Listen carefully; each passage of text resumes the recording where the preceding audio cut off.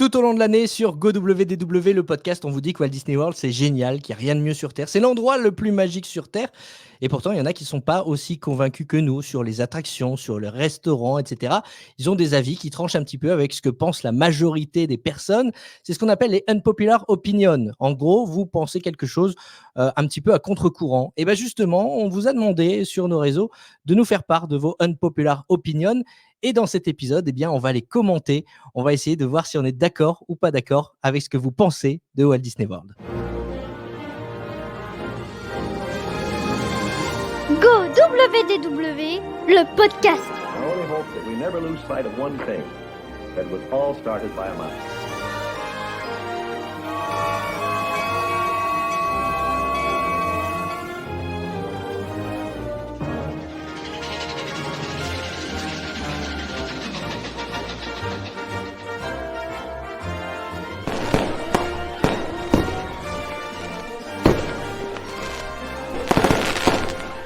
To all who come to this happy place, welcome. Et salut à tous, moi c'est Jérôme et je suis très heureux de vous retrouver aujourd'hui pour un nouvel épisode de Go WDW. Aujourd'hui, comme d'habitude, on va débattre avec les camarades du podcast. Vous le savez, chacun a son attraction préférée, son parc préféré. Et on n'est pas toujours d'accord, on débat, on discute. Et bien c'est ce qu'on va faire aujourd'hui avec vous également, un petit peu de façon interposée, puisque vous nous avez donné vos unpopular opinions en commentaire sur les réseaux. Et aujourd'hui, je vous le disais, on va les commenter avec les copains du podcast. Il y a d'abord Eve. Salut Eve. Salut Jérôme. Comment tu vas ? Bah ça va très très bien et toi? Eh ben ça va super, parfait. Ravi d'être là encore et de se retrouver pour un nouvel épisode. Avec nous également aujourd'hui Nils. Salut Nils. Salut, ça va tout le monde? Eh ben oui, très bien, très très bien. La journée de boulot s'est bien passée? Génial, au top. Eh ben parfait. On va demander aussi à Alain comment il va. Salut Alain. Salut Jérôme, impeccable, écoute. Je suis toujours enthousiasmé par la longueur de cheveux de Nils. C'est... moi aussi, dans le temps, j'avais des cheveux partout. Et puis maintenant, j'en ai plus. Ça y est, ça Voilà. recule là. Donc, je mets les casquettes. Ça clash. Mais ça va bien sinon, hein. On vit bien les 50 ans. Hein. Bon, eh ben parfait. Et notre invité aujourd'hui, c'est Marie. Salut Marie. Bonjour à tous. Comment vas-tu? Bonjour. Ça va et vous? Eh ben impeccable. Alors, évidemment, ceux qui suivent un petit peu la sphère Disney te connaissent. Peut-être que d'autres ne te connaissent pas. Alors, dans un premier temps, est-ce que tu pourrais te présenter? Oui, bien sûr. Donc du coup, moi, mon nom, c'est Marie, mais en général, on me connaît plutôt sous le surnom de Mima, puisque mon compte sur les réseaux sociaux et le projet que j'ai lancé s'appelle Mima Notabi. C'est du japonais, ça veut dire les voyages de Mima, parce que je suis travel planner spécialisée dans les destinations Disney autour du monde, particulièrement la Californie et le Japon, où j'ai eu la chance d'habiter, et où je suis passée annuelle depuis plusieurs années. Donc voilà, je partage un petit peu ma passion pour Walt Disney, son œuvre et les parcs autour du monde, particulièrement ceux des États-Unis et du Japon. Et évidemment, Walt Disney World n'a aucun secret pour toi non plus. Écoute, on essaye en tout cas. Aujourd'hui, on va débattre ensemble sur les unpopular opinions de nos auditeurs.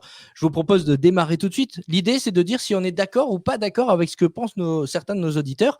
Et on va commencer avec une unpopular opinion qui est revenue assez régulièrement, à tel point que je me demande si c'est vraiment une opinion impopulaire. Beaucoup de monde, à savoir Mehdi, Benjamin, Estelle ou bien encore Julie, nous disent que Flight of Passage n'est vraiment pas la meilleure attraction de Walt Disney World et que c'est une attraction surcotée. Je suis absolument pas d'accord. Comment on peut dire ça? Pourquoi t'es pas d'accord? Attraction, mais elle est magique cette attraction. Moi, c'est la seule attraction au monde qui m'a fait pleurer. Sachant que à la base, quand j'y suis allée, je déteste la 4D. La 4D me rend malade. Donc, j'y suis allée à reculons. J'avais même pas vu Avatar pour te dire quand je suis allée la première fois au Walt Disney World. Donc, Avatar, pour moi, c'était beau, mais ça avait aucun sens. Et ben pourtant, je sais pas pourquoi, moi, cette attraction, elle m'a foutu les larmes aux yeux. T'as une sensation, t'as les odeurs, le vent, enfin, je sais pas, elle a quelque chose qu'on retrouve nulle part ailleurs. Et en plus, la 4D ne rend pas malade du tout. Mima, surcoté ou pas, Flight of Passage?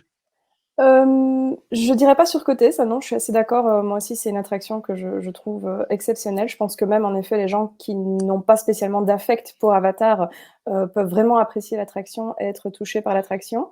Même chose, moi aussi, les simulateurs, etc., la 3D, la 4D, tout ça, c'est pas trop mon truc. Et pourtant, j'ai adoré l'attraction, je me suis sentie directement super bien dedans. Euh, Par contre, la première partie de la phrase en disant c'est pas la meilleure attraction de Disney World, ça, je sais pas, ça se discute, je pense. Il y a aussi d'autres attractions qui sont super, donc en fonction de ce qu'on préfère, on peut en avoir d'autres qui la dépassent peut-être. Mais de là à dire qu'elle est surcotée, j'irai pas jusque-là, non.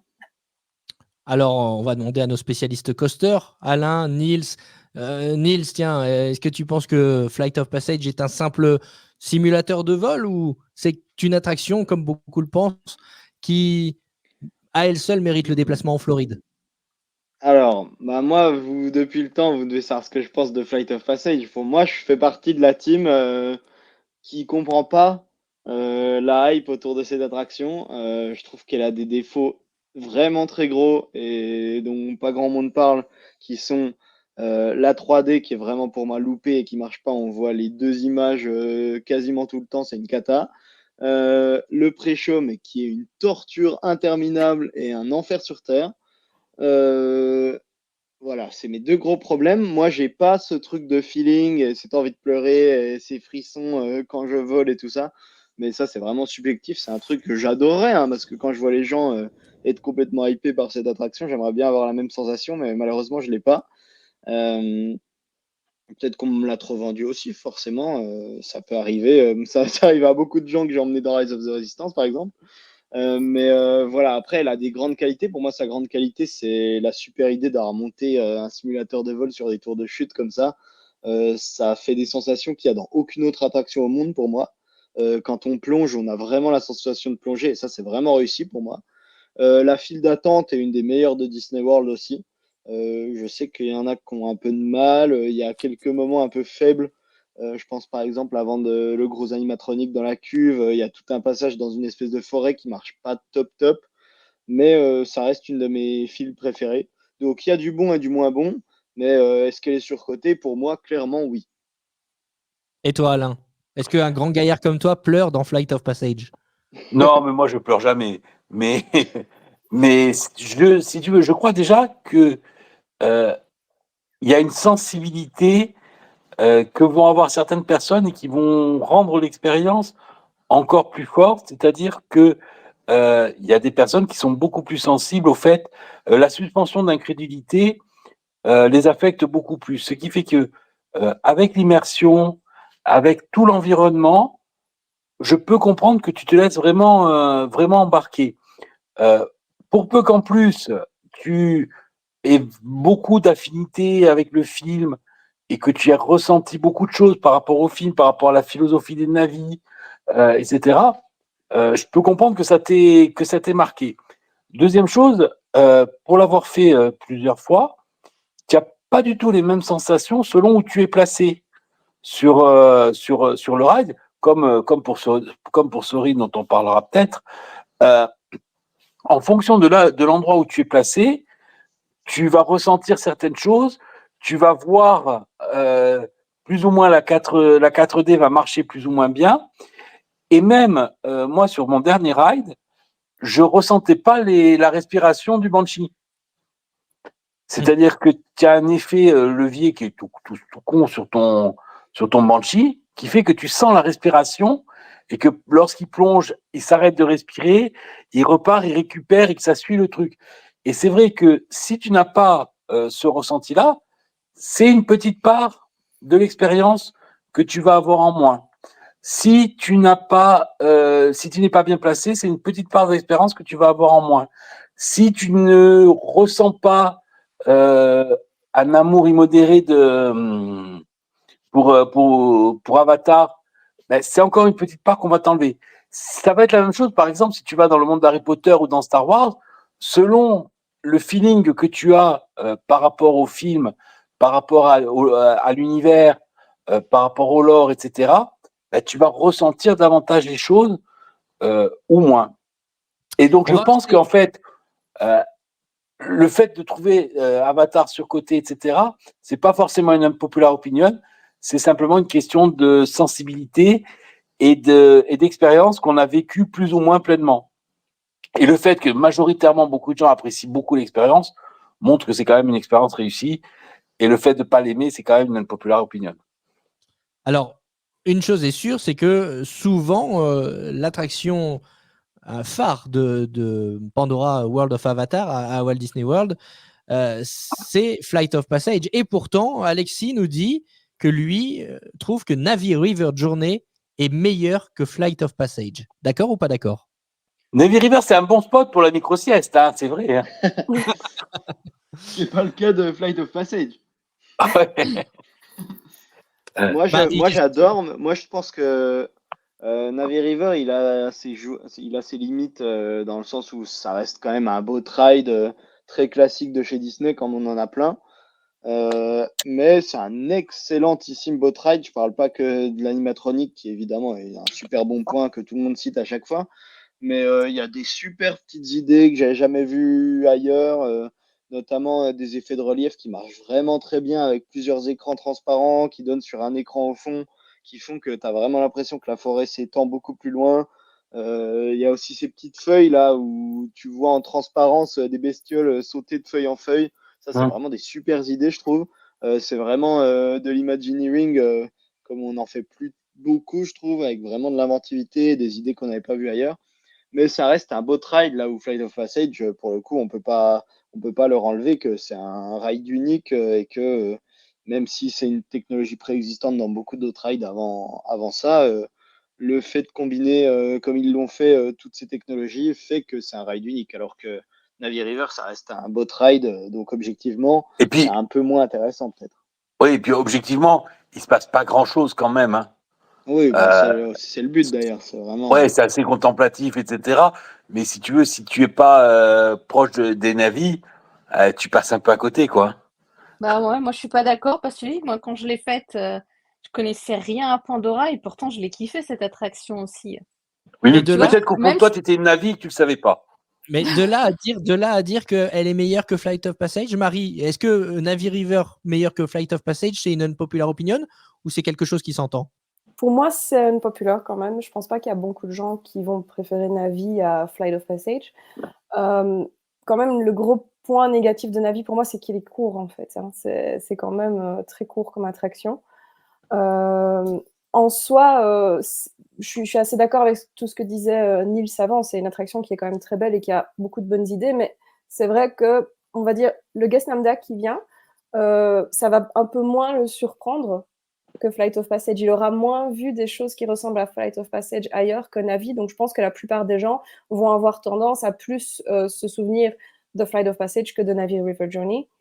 Je trouve qu'elle est un peu lente au démarrage aussi, mais un truc qui est très fort, le tour de force qu'ils ont réalisé avec, je pense, Pandora dans son entièreté, c'est que, on l'entend ici avec Eve qui en parle, même des personnes qui ne sont pas spécialement fans de Avatar ou qui n'ont pas forcément d'affect pour la licence, se sentent quand même vite transportés dans le monde. Et donc ça, je pense qu'en soi, c'est quand même un sacré tour de force de réussir à garder les gens comme ça sur des licences qu'ils connaissent pas bien ou pour lesquelles ils n'ont pas forcément d'amour à la base. C'est même dans le cahier des charges, je pense. Je pense que c'est un des trucs les plus importants quand tu adaptes ça, une c'est licence sûr, hein. comme ça.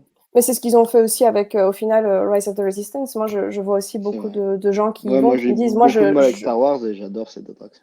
J'ai beaucoup de gens qui me disent j'aime pas Star Wars ou je connais pas Star Wars et qui, en fait, adorent l'attraction. Et c'est pareil avec Pandora. Souvent, j'ai des gens qui me disent je connais pas Avatar et qui, en fait, ont adoré. Donc, je pense que quand même, quand on entend ce genre de témoignage qui est quand même assez récurrent, on peut dire que le pari, il est réussi quoi qu'il arrive. Mais oui, pour moi, dire que Na'vi est meilleur que Flight of Passage, c'est clairement un popular opinion. Je pense que la plupart des gens vont plutôt pencher vers Flight. Léa va même encore plus loin. Léa nous dit le Land Pandora vieillit mal.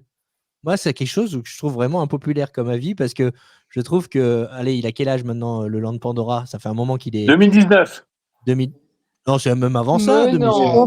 2017, pardon. 2017, parce que moi je suis parti en c'est 2017.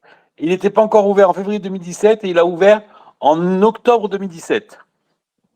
Et vous trouvez qu'il vieillit mal? Moi, je Non, pas trouve du qu'il tout. y a quelques trucs qui font assez plastoc, genre des plantes et tout. Hum. Mais je suis arrivé, moi, en 2022 et je l'ai jamais fait avant. Donc, je peux pas savoir si ça a mal vieilli ou si c'est juste un problème comme ça. Mais c'est vrai qu'il y a des petites finitions qui, pour moi, m'empêchent de vraiment l'aimer autant que ce qu'on me l'a vendu. Surtout Hum. de jour, il y a un peu des trucs qui font plastoc, peinture un peu pas écaillé, mais enfin, Et moi, il y je a trouve des très endroits qui font un petit. peu peinture, quoi, je trouve. Je trouve très petit et très ramassé. Trop Ouais, c'est vrai ramassé. aussi. Il y a plein de bonnes idées et tout, mais c'est vrai que vraiment esthétiquement, je trouve qu'il y a des trucs qui, je sais pas si ça a mal vieilli, mais en tout cas qui font qui manquent un peu de qualité de finition pour un truc Disney aussi populaire, quoi, je trouve. Mais ça reste sympa dans l'ensemble. Oui, non, c'est quand même. Mais quand tu C'est vois pas les détails Disneyland, hein. apportés au Land Star Wars, mais qui est beaucoup plus facile à entretenir parce que c'est déjà censé être ambiance un peu pourrie, quoi. Alors Ouais. que Avatar, c'est censé être tout propre, nickel et mignon, quoi. Ouais, moi je trouve vraiment que je vous trouve dur hein, de dire les feuilles en plastoc et tout. Moi je trouve qu'il est vachement immersif ce land. Je sais pas, je suis naïf Ah, mais ou moi, je suis entièrement. Non, non, moi, je suis entièrement d'accord avec toi. Enfin, t'es C'est marrant moitié d'avoir immergé dedans. J'ai l'impression une d'être team dans le protection film. et une team insulte Disney World. bah, je sais pas, moi je suis transporté dans le film. Marie, toi quand tu vas à Pandora, t'y es ou t'as du mal à accrocher? Non, moi je trouve aussi qu'il est vraiment, très, très bien réalisé, bon, il y a toujours moyen d'aller faire mieux, d'aller plus loin, mais je trouve que dans l'ensemble j'ai pas l'impression qu'il vieillisse mal non plus. C'est pas une remarque que je me suis déjà, faite personnellement. Le seul truc, c'est qu'on le voit quand même de moins en moins souvent de nuit parce que le parc, il ferme de moins en Oui, moins c'est vrai. souvent tard et c'est vrai que le land a C'est quand même, dommage. une ambiance très, très particulière de nuit et donc ça, je pense que ça peut lui mettre un handicap par défaut parce qu'il a vraiment aussi, un charme très particulier à ce niveau-là. Et Ouais, l'ambiance sonore est canon. Ah ça, L'ambiance j'adore. Oui. sonore, ouais, ouais, elle est c'est top. vraiment super. C'est dommage que Ouais, souvent c'est il y a super. beaucoup de monde, donc tu peux pas forcément profiter. Mais quand tu arrives à trouver un endroit de calme et tout, et que tu La arrives. nuit, surtout, c'est cool. Pour ça aussi. Moi, j'écoute même ça quand je travaille ici parfois, je mets, j'adore aussi. Trop bien. C'est Ah ouais. apaisant, effectivement.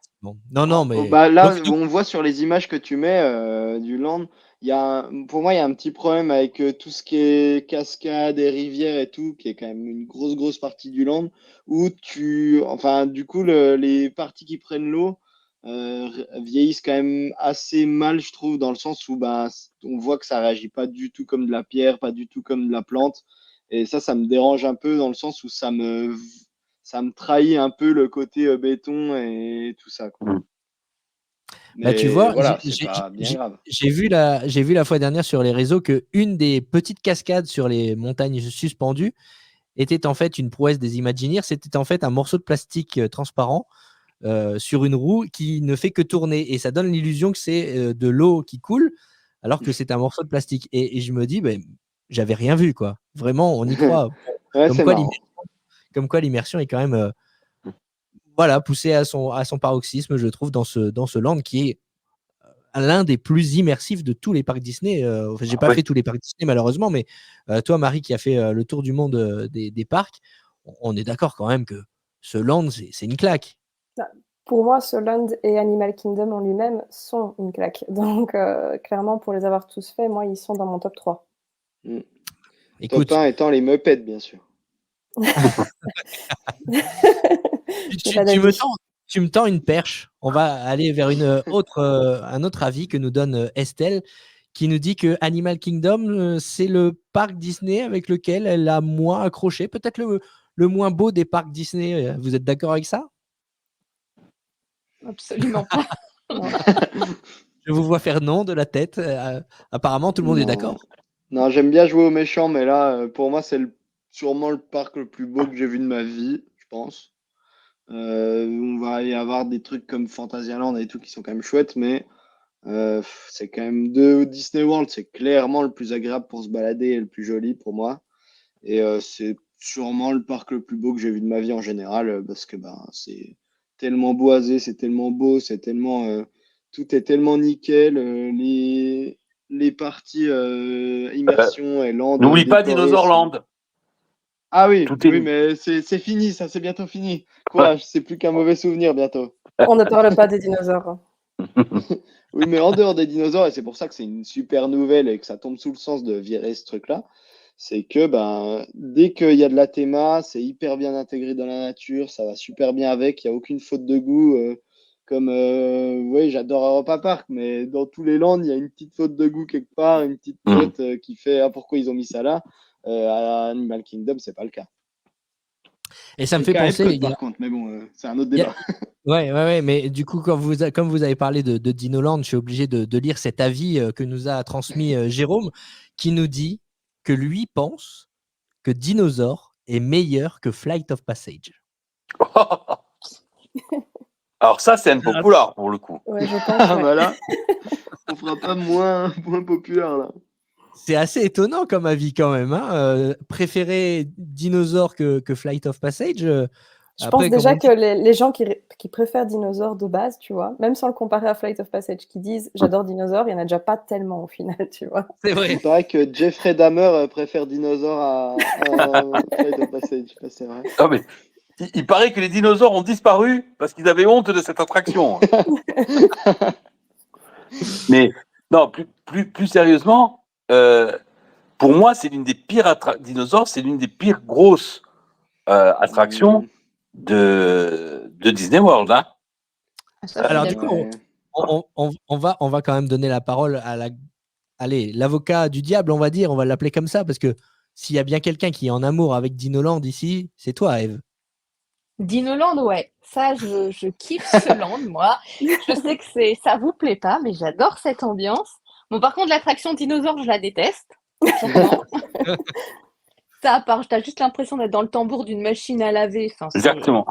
ça n'a aucun intérêt.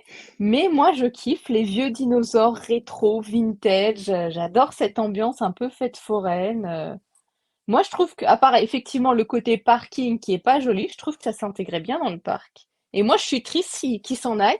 Donc, si jamais ils cherchent une maison pour les petits dinosaures, eh ben, je veux bien les accueillir chez moi dans mon jardin. Wow. Il n'y a pas de souci. Adorable. Mais sans l'attraction, du coup. Sans Si tu- l'attraction. Si tu aimes les dinosaures, faut aller à Europa Park voir Madame Freudenreich. Ah, Tu verras. Ouais, ça. oui, mais au moins, Le c'est drôle. dinosaure égale ride n'importe quoi dans les parcs. C'est vrai. Mais je peux comprendre ce qu'il dit dans le sens où dinosaure, il y a un côté vraiment. Donc tu te fais tellement secouer et tout que c'est vraiment fun quand même. Enfin, c'est vraiment rigolo quoi. Soit tu subis, soit tu te fais juste trimballer dans tous les sens. Et moi, c'est une attraction qui me fait quand même bien marrer. Et pour peu que Flight of Passage, tu trouves ça trop sérieux ou que tu rentres pas dans le délire, je peux à la limite imaginer très fort que Dinosaure peut être plus marrant et plus fun quoi. Et un peu moins. Il y a un peu plus de décomplexé, quoi. sensations, Ça, c'est quoi, le en moins qu'on fait, puisse hein. dire. On est quand Mais même je sur une pense couleur aussi qu'il y a automne. plein d'effets qui n'existent plus, Oui, c'est qu'ils vrai. ont enlevés, qu'ils n'ont pas renouvelés, etc. Parce que moi, quand je l'ai fait l'été dernier, c'était que du noir, mais vraiment très très sombre. Et vrai que à c'est tel point que je me sombre. suis posé la question si je n'avais pas gardé mes lunettes de soleil, on voyait rien quoi. T'es sûr que Ça, t'as pas c'est- fait une Regarde, micro-sieste et comment du tu coup peux tout est dire que devenu c'est noir? pas mignon? Ah oui, non C'est mais C'est vrai que les peluches sont très mignonnes. C'est vrai. Attends, Mais- montre-les à la caméra, je vais te mettre en plein écran. Ah oui, elles sont belles. C'est vrai qu'elles sont belles. Enfin, de là à dire que Dinosaur est meilleur que Flight of Ouais. Passage, Ouais. Non, ça, je suis pas d'accord. Je pense qu'on C'est quand s'enjaille même- un peu quand même, là. Ouais. tiens, puisqu'on parlait il y a quelques instants d'Europa Park, il y a Jérôme, toujours le même, hein, qui nous dit Voletarium à Europa Park, bah, c'est mieux que Soarin'. C'est mieux que Soarin' à Epcot. Là, va y avoir bagarre. Ah, pourquoi? Vas-y. Sors les gants de boxe. Parce que moi, je l'ai testé. Moi, franchement, déjà, ce que j'aime pas dans cette attraction, c'est, enfin, quand tu fais Soirine, c'est ce qu'on se souvient surtout, c'est les odeurs. C'est quelque chose qui te reste en tête et tout. J'ai jamais senti d'odeur, moi. Non, Ah, c'était arrête. le coco, ça, c'est le coco. Ouais, c'est le Covid. C'est ça. Sous Non, il y mes a deux plus- masques FFP2, j'ai pas senti d'odeur. Alors que quand tu vas à celle de Europa Park, t'as l'impression que l'odeur qui diffuse, c'est le produit pour les chiottes, quoi. Il y a rien qui te fait voyager, t'as juste l'impression d'être dans les toilettes, quoi. Et sur alors parce qu'on est sur le même type d'attraction, un simulateur de vol. On va parler un petit peu technique. On est sur les mêmes techniques, que ce soit Soarin ou Oui, Voletarium. exactement. C'est les Flying Theater. Oui, mais c'est pas le Ouais. même modèle. Alors attention, je vais faire l'emmerdeur. Vas-y. On a le droit de dire emmerdeur à la télé, monsieur le présentateur, pardon. Ouais, Je vais bah, faire le casse-pied. Euh, En fait, Sorin, on peut pas en vouloir à Sorin parce que c'était bien avant, tout ça, bien sûr. Évidemment, Voletarium a repompé Sorin allègrement, ça, y a pas de souci, on est d'accord là-dessus aussi. Mais Sorin, je crois que ça a été développé par Disney eux-mêmes. Je suis pas Oui. sûr de ça. Ouais, Et si. alors que Voletarium, ils ont fait appel à Brejean, qui est une autre boîte. Et en fait, Brejean, ils font des Flying Theater où vous allez avoir plusieurs axes. Vous allez pouvoir vous pencher comme ça, en avant, sur les côtés, ce qui n'est pas le cas de Sorin. Sorin, il a un axe comme ça. Et je sais pas s'il se penche en avant, je suis même pas sûr. Ah, si, parce que quand Si. tu plonges, tu Si. plonges. Hein. Ok, donc il a 2 axes, là où Voletarium en a 3. Et ça change tout pour moi. Parce que quand tu es dans. Après, moi, j'ai fait Voletarium beaucoup de fois avant de tester Sorin pour la première fois. Donc forcément, j'ai été un peu déçu des mouvements. Mais pour moi, un Flying Theater, c'est avant tout l'impression de voler. C'est pour ça que ça s'appelle comme ça. Et donc, c'est. Alors, d'accord, ça sent un peu les chiottes dans Europa Park. Là, d'accord. Je peux pas dire le contraire. Mais déjà, il y a plein de senteurs de chiottes différentes, donc on s'ennuie jamais. Et, et surtout, l'expérience de vol est incomparable pour moi. Dans un Europa Park, on a vraiment l'impression de voler. Là où dans Sorin, moi, j'ai l'impression de monter, descendre, comme si j'étais dans un ascenseur d'une tour du 93. Donc, il y a ça. Et la file d'attente est bien meilleure à Voletarium. Toute l'expérience, Ouais. la J'allais en T1, parler. est quand Ouais, même j'allais vraiment rebondir aussi meilleure. là-dessus, par contre. Ouais. Mais voilà. Mais après, je préfère le début de Sorin avec cette espèce de décollage qu'on n'a pas à Europa Park, même si le début d'Europa Park, je l'adore aussi et c'est une autre idée complètement géniale. Voilà, il y a des qualités pour les deux. Et encore une fois, Sorin est arrivé bien avant et a donné l'idée à Europa Park. Donc on peut pas non plus dire que c'est nul. Mais mon vote ira à Voletarium directement parce que pour moi, c'est une version plus récente et meilleure de Sorin. Et là aussi, l'emplacement est hyper important. Si tu arrives à te retrouver en plein milieu, Oui, c'est tu vrai. auras vraiment une bien meilleure expérience que si tu es tout en haut à gauche, ou encore pire, tout en bas à droite ou à gauche, où tu vois même les pieds des gens des fois. Oui, Et tu ça, c'est un autre as la problème tour de Eiffel qui est Sorin, hein, tu tordue, vois les pieds etc. des gens. Voletarium, Mm. on voit jamais les pieds des gens. Mais ça, justement, avec l'énoncé à la base, c'était de dire que Voletarium était meilleur que Soaring, du coup, à Walt Disney World, parce que c'est le resort dont on parle. Mais il ne faut pas oublier que Soaring, il existe aussi dans les autres parcs, et les versions sont quand même aussi un peu différentes. Et notamment, voilà, tu disais ici, Europa Park, ils ont vraiment bien pompé la version de base, qui est Ça, Over c'est vrai. California, enfin, il y a tout qui revient, la boule de Ouais, golf, ouais. tout ça, no shame, les gars, quoi. Ils ont Ah oui, vraiment oui. tout repris, quoi. Mais je Donc, suis pas mauvaise foi, je l'ai dit dès le début. ah Hein, oui, non, donc non, au j'ai moins, pas dit on que t'étais pourra de pas me dire. mauvaise foi. Hein. Je dis juste, moi, j'ai du mal à dire, à donner le point à Europa Park sur ce coup-là, parce que je trouve qu'ils ont tellement abusé dans la copie que c'est quand même un peu. Enfin, à un moment donné, on peut plus leur trouver d'excuses, quoi. Et aussi, il faut dire que Soaring, il a quand même bien évolué. Enfin, Disney World, c'est le moins bon de tous les Soaring, il faut dire ce qui est. Les autres sont plus intéressants, que ce soit en matière de fil. Ce qu'ils ont fait à Tokyo est sympa aussi, pour quand même garder l'attraction, mais tout en thématisant pour que ça respecte Disney Sea. Donc, je peux pas dire du mal de cette attraction, honnêtement. Je sais qu'il y a une autre attraction de laquelle tu ne peux pas dire du mal. Tu es une grande fan, notamment de Haunted Mansion, Je sais de pas ce qui te Phantom fait dire Manor. ça. Je sais pas ce qui te fait dire ça. Haunted, c'est le manoir chassé. C'est ça. Et on a Alexis qui nous dit Space Mountain et Haunted Mansion sont meilleurs à Walt Disney World qu'à Disneyland Paris. Alors on va commencer par Haunted Mansion. Est-ce que c'est vrai? Est-ce que tu le penses, ça, Marie? D'ailleurs, je veux pas d'opinion impopulaire. Est-ce que tu veux que je t'appelle Marie ou Mima? Mima, c'est très bien, il n'y a pas de souci. Mima. Bon, alors, est-ce que tu es d'accord, Mima? Est-ce que Haunted Mansion est meilleur que Phantom Manor? Ils sont très différents, mais je dois avouer que si je dois en choisir un, ce sera plutôt celui de Californie, parce que je suis un peu...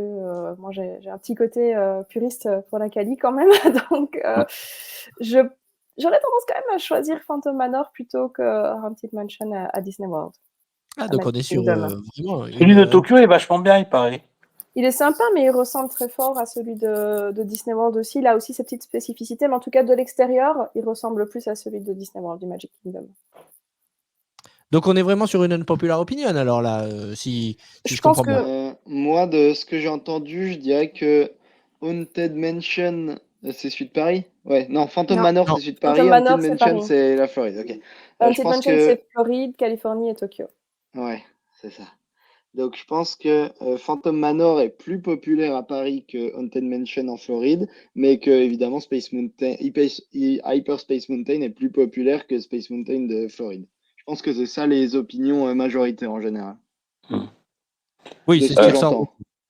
Comme je l'ai dit lorsqu'on a fait la grande battle des attractions, si vous n'avez pas regardé l'épisode, écoutez le podcast, allez-y, c'est un super épisode. Il est fort. Haunted Mansion, moi je préfère Haunted Mansion à Phantom Manor. Hein.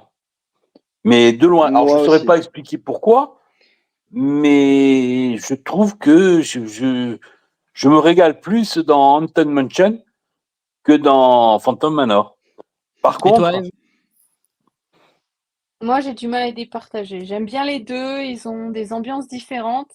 Le seul point négatif que j'ai, moi, pour Haunted Mansion, c'est que je le trouve un peu trop sombre et qu'il y a plein de choses qu'on voit pas assez.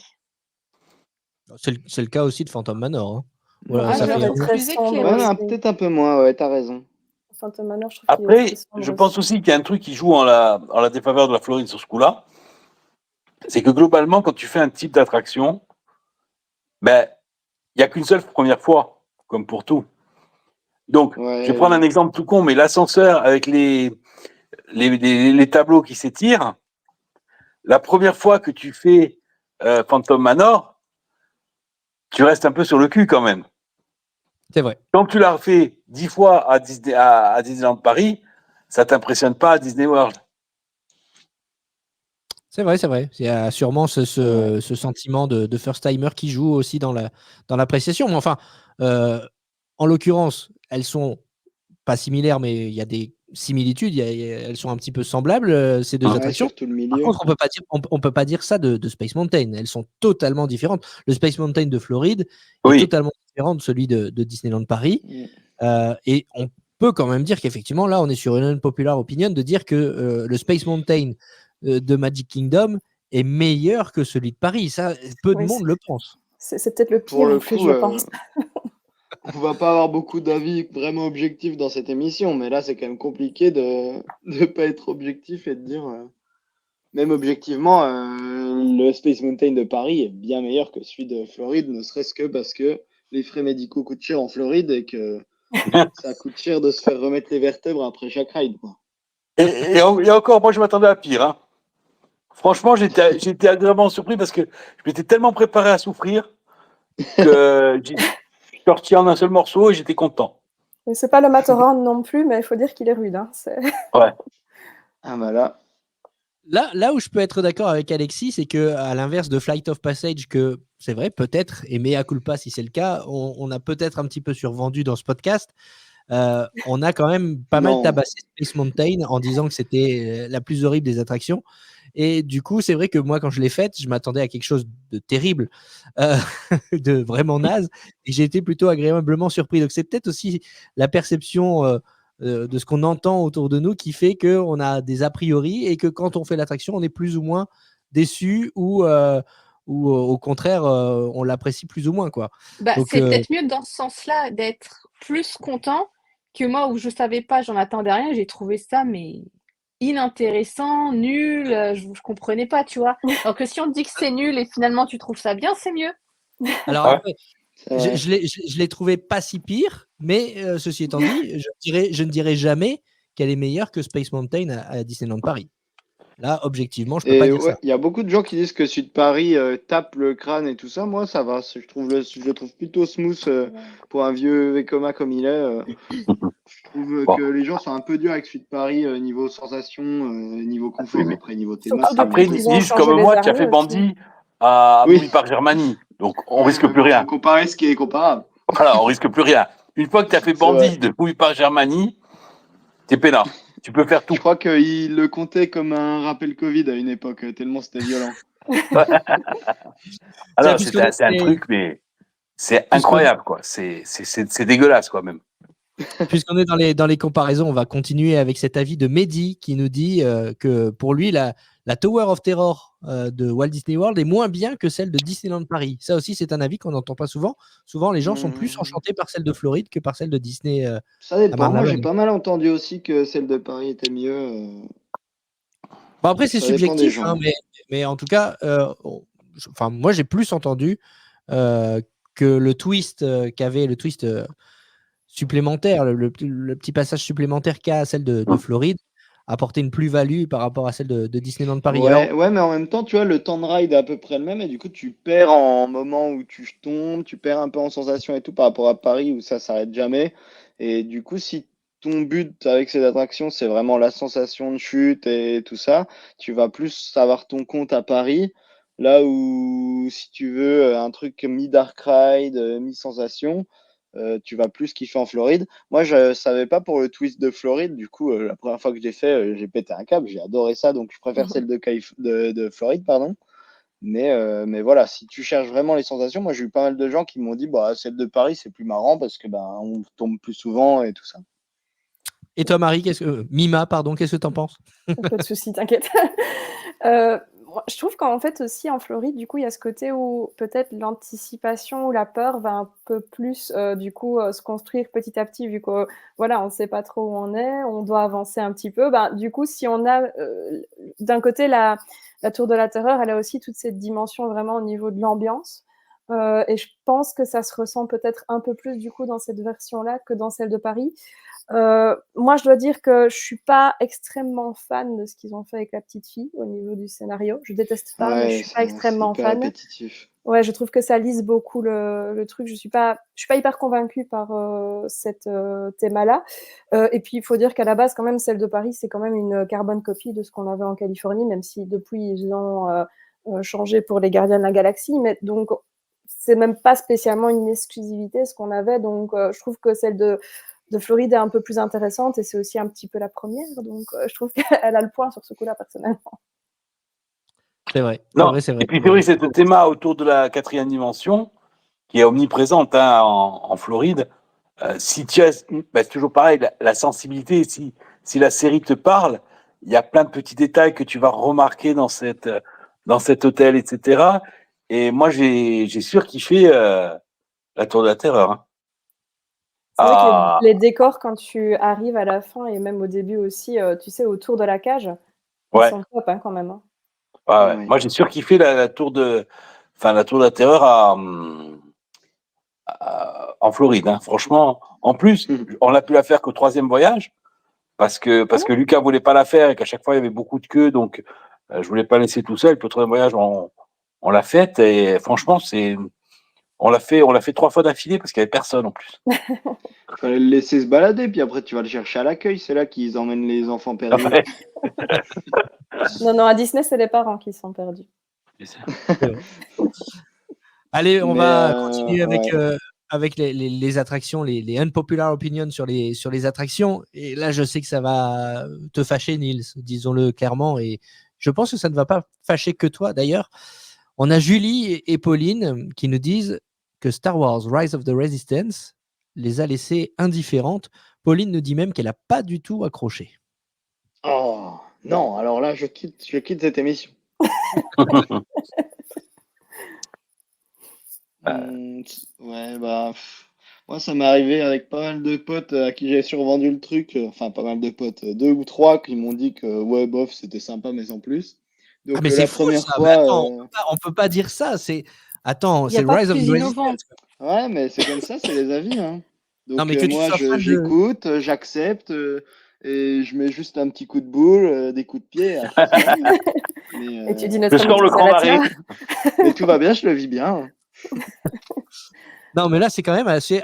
Enfin, que tu sois fan de Star Wars ou non, tu peux pas rester insensible à Star mais Wars. le C'est ça concept qui est est incroyable. tellement original que. C'est un peu Non, une mais si tu veux- masterclass quand même. Hein, au Ouais. niveau de... Puis même avec tout ce que ça balance dans la gueule, je veux dire, rien que un truc tout con, mais la salle où tu as tous les Stormtroopers qui sont alignés, qui font le.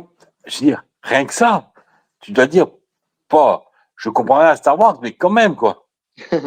Tu vois, c'est comme quand quand tu vas, bah là, t'en prends plein la gueule. Je veux dire, tu vas à Universal, à Harry Potter, Spider-Man, par même si t'es exemple. pas fan, t'en prends plein la gueule.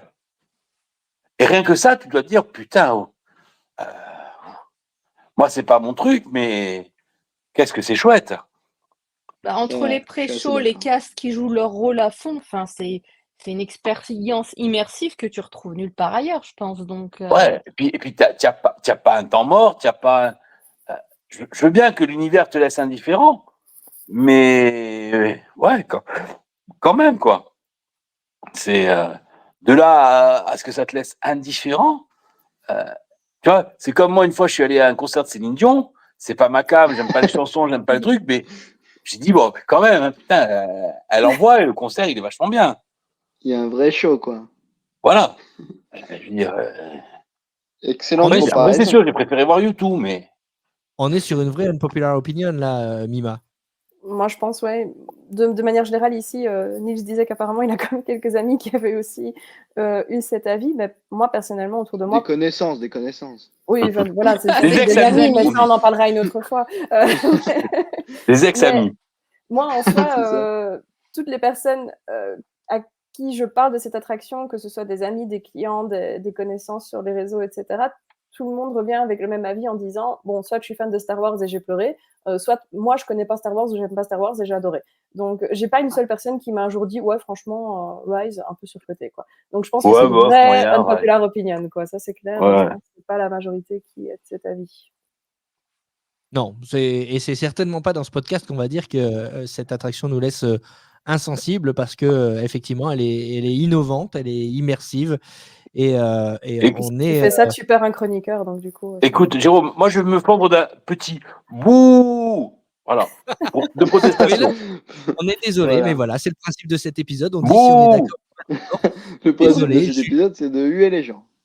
Ouais. Non, c'est des D'ailleurs, bouts de protestation. Voilà. rien à Voilà, voir, mais j'en désolé, Julie profite et pendant qu'on Pauline. voit cette jolie vidéo de promo pour dire que ça me fait toujours rire à quel point les vidéos de parc, il y a toujours quelqu'un qui pointe du doigt comme ça des trucs en hors champ, alors que c'est vraiment un truc que personne ne fait dans la vraie vie. Vous verrez dans toutes les vidéos de tous les parcs, il y a des gens qui vont oh, regarde là-bas, et personne fait ça. Voilà.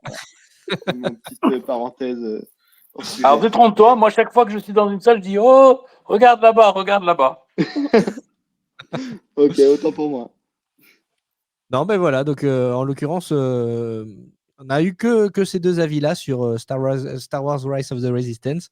Mais pour le coup, désolé, Julie et Pauline, on est obligé de dire que là, on n'est pas d'accord.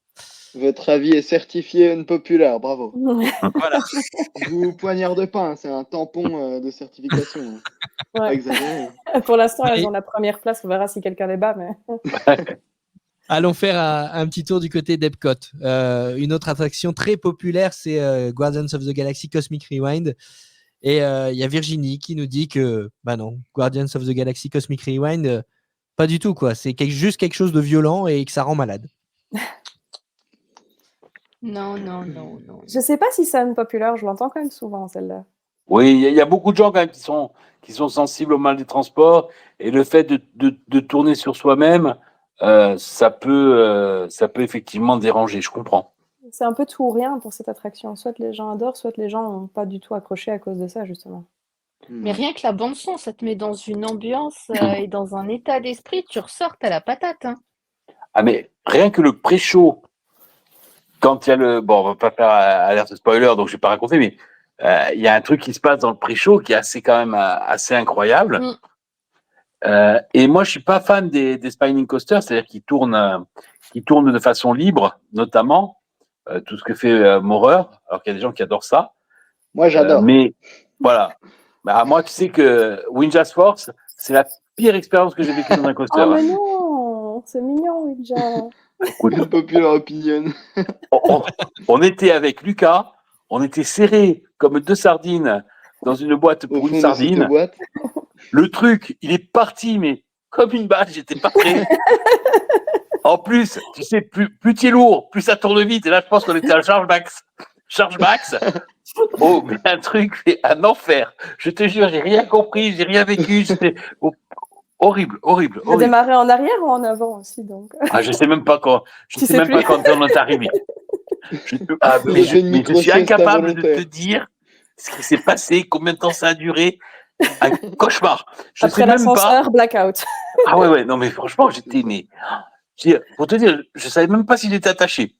On est parti, il y avait du monde, il y avait un monde fou, ils nous ont rentré là-dedans, ils nous ont serré j'allais dire quelque chose, le truc il est parti, ça a tourné dans tous les sens, et un cauchemar. Alors que Gardien of the Galaxy, je me suis régalé de chez régalé, j'ai pas été malade, j'ai pas souffert et tout. Mais voilà. On peut pas dire pour autant que c'est une unpopular opinion, dans le sens où on est assez d'accord sur le fait que ça secoue et que ça peut rendre malade, effectivement. C'est un coaster, quoi. Les gens, il y a les gens qui aiment les coasters, les gens qui les aiment pas, quoi. C'est toujours pareil, ça reste. Ouais. Et puis je pense que c'est le plus violent coaster de Disney quand même. Hein. Ouais, peut-être bien, ouais. Bah non, c'est Aerosmith le plus violent. Oui, je sais pas si c'est le plus violent, mais en tout cas, c'est pas une promenade de santé dans tous les cas. Les gens parlent pas d'Aerosmith plus que ça quand ils critiquent Gardien. Ouais, parce que en plus, Rock, il devient quand même un peu vieux. Donc, voilà, il n'est pas de tout repos non plus. On parlait de Space Mountain tout à l'heure. Rock, si on ne connaît pas et qu'on ne peut pas anticiper les tournants, il est un peu rude. Hein. Ouais, mais il y a un petit côté dans Rock, il y a un petit côté, une fois que tu as fait le launch et les premières inversions, c'est quand même assez calme, ça retombe un peu en intensité. Là où c'est un peu rétro quand même. Il y a vraiment un côté, ça n'arrête pas du ride. Qui peut-être si t'aimes pas les sensations du début, bah tu vas te les taper jusqu'à la fin, alors que Rock, si t'aimes pas le launch, tu t'en as plus après, ou bien si t'aimes pas les inversions, t'en as pas beaucoup non plus, donc ouais. C'est un mauvais moment à passer, mais ça passe vite. En voyant les images, j'ai une envie de le faire. C'est clair, moi aussi. Allez hop, on y va. Bah lève-toi à 7h et on verra. Allez, on va rester à Epcot. Notre avis plutôt populaire, c'est de dire que Frozen Ever After est l'une des meilleures attractions, en tout cas l'un des meilleurs dark rides d'Epcot. Et pourtant, on a Pierrick qui nous dit que les Trois Caballeros sont mieux que Frozen Ever After. J'étais pas prêt. J'étais prêt à être d'accord et en fait, c'est peut-être un peu exagéré. Ça, dans la communauté francophone, je sais pas, mais dans la communauté américaine, c'est une opinion qui revient régulièrement quand même. Hein. Ah ouais? Et il y a beaucoup de gens qui sont fans de Living with the Land et des Trois Caballeros ici de Grand En même temps, les Américains n'ont pas de goût, vous avez vu ce qu'ils mangent? Je suis pas d'accord. On va parler nourriture après. On va venir sur la nourriture après. mais il est sympa. Oh, il a déjà le mérite d'être unique en soi. C'est vrai. Vraiment, Grand Fiesta Tour, on le trouve pas ailleurs, donc il a quand même ce charme-là aussi. Après Frozen, je t'avoue que là, Fantasy Springs m'a pourri le game pour tous les autres Frozen. Hein. Ah bah oui, forcément. Ouais. Avec un road trip, c'est unique au studio et c'est pas pour ça que c'est bien. Hein. Oui, ceci dit. Oui, vu comme ça, c'est vrai. Bon, c'est mignon, Grand Fiesta Tour. Ouais, mais bon, les écrans avec Donald et tout, c'est quand même... Ouais, je sais pas. Puis bon, en général, c'est l'attraction après avoir bu une margarita, donc t'es un peu dans l'ambiance. Si j'osais, je dirais que ça casse pas 3 pattes à 3 canards. Hein. Ah bah. Elle est très bien, je valide. Bon, et toi, est-ce que Frozen est surcoté? Pour moi, oui.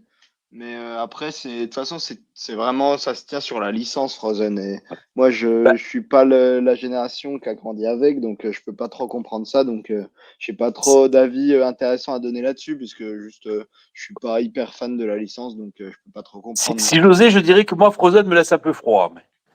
Oh, mais dites donc, vous êtes en forme aujourd'hui, monsieur. Il commence à se faire tard, donc. J'ai l'impression d'être avec Tony de Main Street Actu, en fait. Ouais, c'est ça. Du coup, je suis assez d'accord sur le fait que Frozen est un petit peu surcoté, mais de là à dire que les Trois Caballeros sont mieux, Eve, unpopular opinion ou pas? Ouais, totalement. Bah, moi, je suis comme toi. Je pense que c'est surcoté, Frozen, mais les Trois Caballeros, ça reste quand même que des écrans. C'est quand même, il y a pas grand-chose dans cette attraction. Les animatroniques de la fin sont marrants, mais c'est tout. Ouais, voilà, c'est tout. Le plus sympa, c'est de cracher sur la nourriture des gens qui mangent en passant? Oh, c'est pas très sympa, non? Loin de là. Ah, mais j'ai jamais fait, hein. Ah bah j'espère. Ouais, c'est ce Allez, qu'ils si- disent tous. N'écoutez pas. On va passer à un autre avis, un autre parc d'ailleurs. On va aller du côté de Magic Kingdom et on va rester sur les unpopular opinions à propos des attractions. On va s'intéresser à Seven Dwarfs Mine Train, qui est l'une des attractions les plus populaires si on en croit les temps d'attente. Et pourtant, on a Juliette qui nous dit Tiki Room est meilleur que Seven Dwarfs Mine Train. Ouais, à chaque fois, il force de fou. Ouais. C'est quand même pas très, très comparable. Hein. Oh, Ah la oui, vie. Trop la même chose, oui. On est sur des unpopular opinions. Hein. Moi, y je a pense que Madeleine c'est qui une dit, vraie, oui, en fait. Bon. à ce Et moment-là, on est sur Elles sont du bon. peut-être juste derrière Rise of the Resistance, celle-là, tu vois. Peut-être. Il y a Moi, je suis Madeleine qui d'accord nous dit- que sur le fait, je suis d'accord Ouais. sur le fait que Seven Mine Drive, il est surcoté. Oui, Moi, je alors trouve ça, qu'on en fait c'est- trop sur c'est- cette attraction. c'est ce que nous dit Madeleine. Ouais. Seven Dwarfs est surcoté de fou. Et Mehdi nous dit Seven Dwarfs, c'est un beau coaster, mais c'est pas un banger comme vous voudrez nous le faire croire. Quoi. Mhm. Ça vaut pas Moi, le temps j'aime d'attente. vraiment je Seven trouve. Dwarfs, mais j'ai Mais il est l'habitude trop de le court, t'as défendre, le donc temps c'est de pas une rien unpopular profiter. opinion. Mais bon, c'est vrai après, qu'il est on, court. C'est on vrai qu'il est rigole de court gens quand qui ont même, des hein. unpopular opinions. Je rappelle que dans la battle des attractions sur Magic Kingdom, Pirates des Caraïbes a été battu par White Sox machin bidule, hein, Oui, par la zone aquatique. par la zone aquatique qui va pas très bien. Hein. De Dumbo. Bah oui. C'est vrai, C'est Non. vrai. ça, c'était n'importe quoi. Qui c'est qui a voté ça? C'est Bah, faut notre écouter. invité, mais on Moi, je balance vais pas balancer de nom, mais il y en a 3 qui sont là et c'est pas Nils, et c'est pas moi. Mais je balance personne. Parce que j'avais Et bu je redis, franchement, cet épisode est excellent. Je me suis régalé à l'écouter. Bon, je réécoute les podcasts pour un œil critique et pour essayer de progresser. Et là, je me suis vraiment marré et je l'ai écouté 2 fois, ce qui m'était jamais arrivé de ma vie, Waouh, de tous les c'est podcasts. ça. Ah, c'est donc toi les deux lectures. Alain n'a pas de limite à son ego. Non, mais même Lucas l'a écouté, parce que d'habitude, il n'écoute pas. Sauf quand il intervient, mais ça, c'est notre problème, c'est du narcissisme. Cette famille, c'est l'ego familial. Et là, non seulement il l'a écouté, mais il a fait écouter à ses copains aussi. Ah, Voilà. Ouais, on a diffusé déjà Magic Kingdom, Epcot et ben après les vacances qu'on va prendre là en décembre, on aura la suite de cette mini-série avec et Hollywood Studios et Animal Kingdom. Epcot est sorti déjà? Epcot est sorti, oui, tout à fait. Ah bah oui, mais j'ai pas eu le temps de l'écouter encore. Ah oui, Epcot est sorti Mais déjà. quel boulet, sans déconner, je suis vraiment plutôt un qu'écouter boulet. 2 fois Magic Kingdom. Donc voilà. Il a et puis on jamais vu décidera- Avatar 2, par contre, il a vu 4 fois le 1, Alain. Bon, allez, on va continuer sur les unpopular opinions. Mais tout ça pour dire qu'effectivement, après les vacances, on vous dévoilera donc quelle est selon nous la meilleure attraction de Walt Disney World une fois qu'on aura fait les battles de tous les parcs.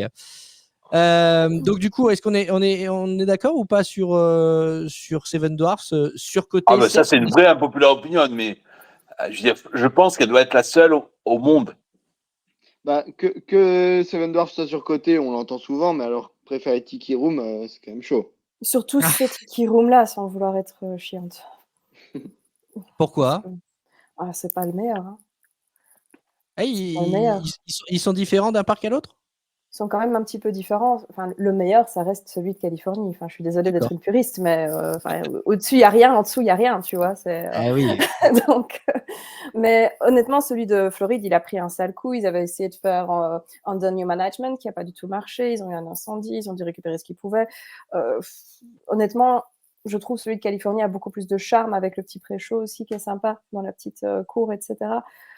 Celui de Floride... voilà, c'est une pâle copie en fait de ce qu'il y a en Californie. Donc dire que Seven Dwarfs est surcoté, je pense que c'est pas spécialement une populaire parce qu'il y a pas mal de gens qui doivent penser ça. Moi, je trouve que le coaster est un peu court. Par contre, il est très beau, très intéressant. Il y a des sensations, mais il y a aussi une belle partie Dark Ride. Les animatroniques sont chouettes, les décors sont chouettes. Il y a des belles sensations. Moi, je trouve que c'est une attraction qui est très sympa. Donc, je pense que dire voilà, Tiki Room est mieux que Seven Dwarfs, c'est une vraie unpopular opinion par contre. C'est presque de la provocation. Et c'est long, qu'est-ce que c'est long? Tiki room. Moi, j'adore, mais bon, je suis L'espace une de vendue, cire donc, d'Alain, ça. Ouais. Même en y allant second degré, en mode c'est rigolo, les animatroniques sont pourris et font peur, tout ça, c'est marrant 3 minutes et après il en reste ressenti 3000 minutes à attendre la fin du ride. Donc c'est un peu long, mais. Il faut Écoute, il paraît chanter qu'il y a les des gens qui sont rentrés à chansons, il Tiki faut se room. mettre avec Quand ils sont les ressortis, leur gens. voyage était fini. Allez, restons à Magic Kingdom. Européens que nous sommes un petit peu chauvins, surtout les Français, hein, disons-le. Et on a tendance à dire notre château, c'est le plus beau. Et pourtant, Amy of DLP et Sarah nous disent que le château de Walt Disney World est plus beau que celui de Disneyland Paris. Qu'est-ce que tu en penses, Mima? Je suis pas d'accord personnellement. Je pense que c'est en effet une unpopular opinion, hein. Je pense que la plupart des gens préfèrent celui de Paris plutôt que celui de Disney World.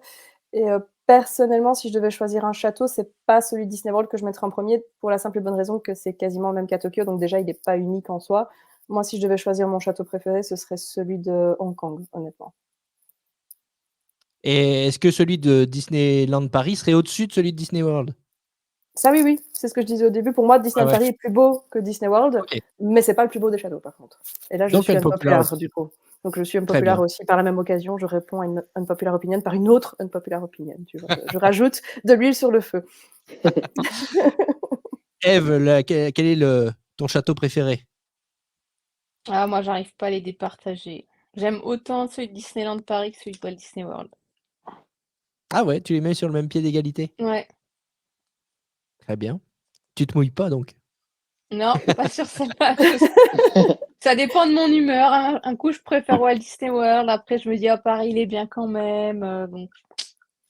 Mais celui Bon, de Californie, il est clairement après. ouais, c'est pas.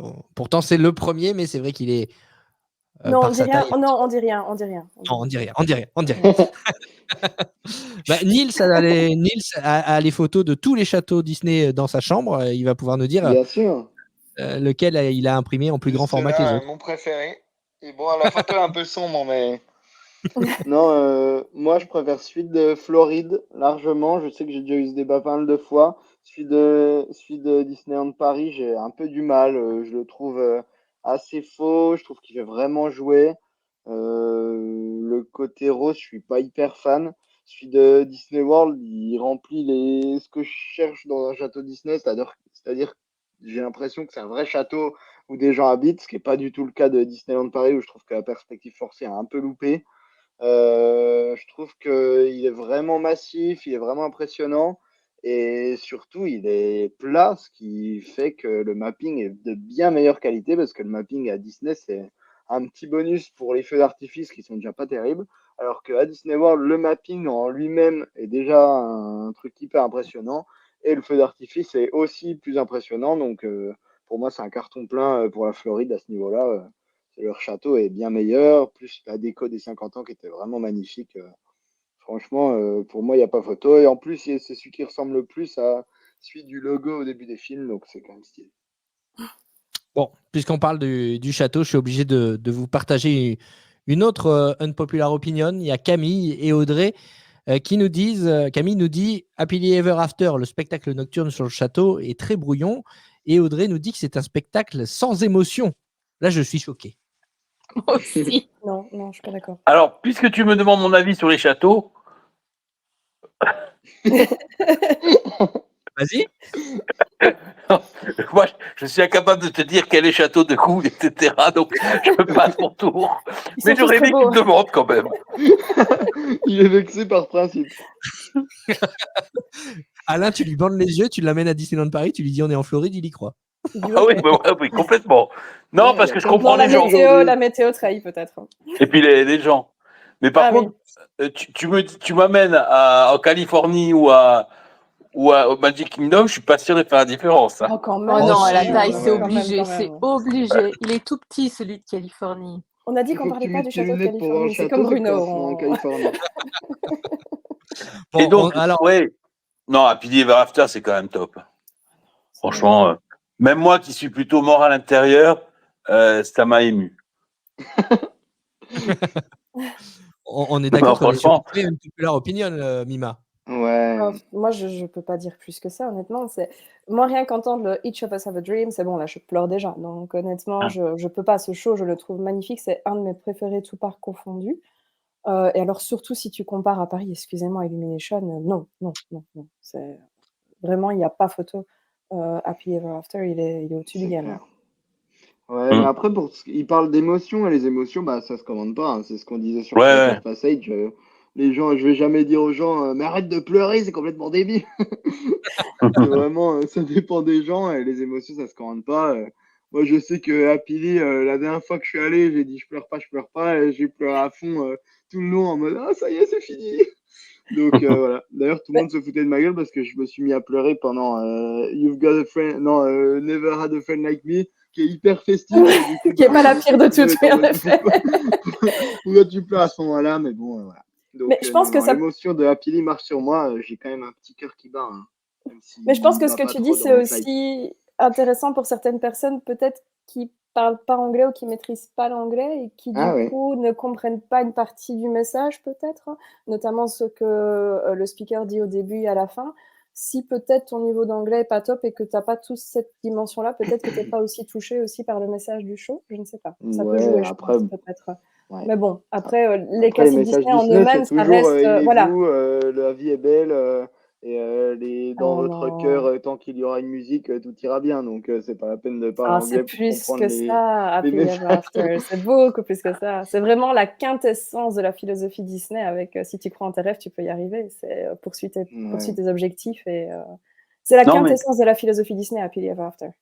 après, ce qui est amusant, c'est que en fait, souvent, la perception qu'on peut avoir montre que ce sont des systèmes d'émotions qui sont complexes parce qu'on est vraiment sur des expériences et sur des ressentis parce que ça va faire appel à ce que tu as au plus profond de toi. Et c'est pas un truc simplement un coaster posé sur un parking, les attractions Disney, les spectacles, etc. Et ils arrivent c'est ça la magie de Disney, à aller chercher vraiment au plus profond de toi.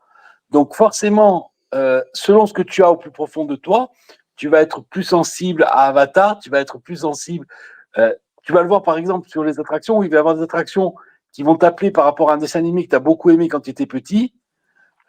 Et par rapport, par exemple, à moi, Winnie, j'ai aucune sympathie particulière pour Winnie. Ça va me connais laisser des assez gens comme froid. ça.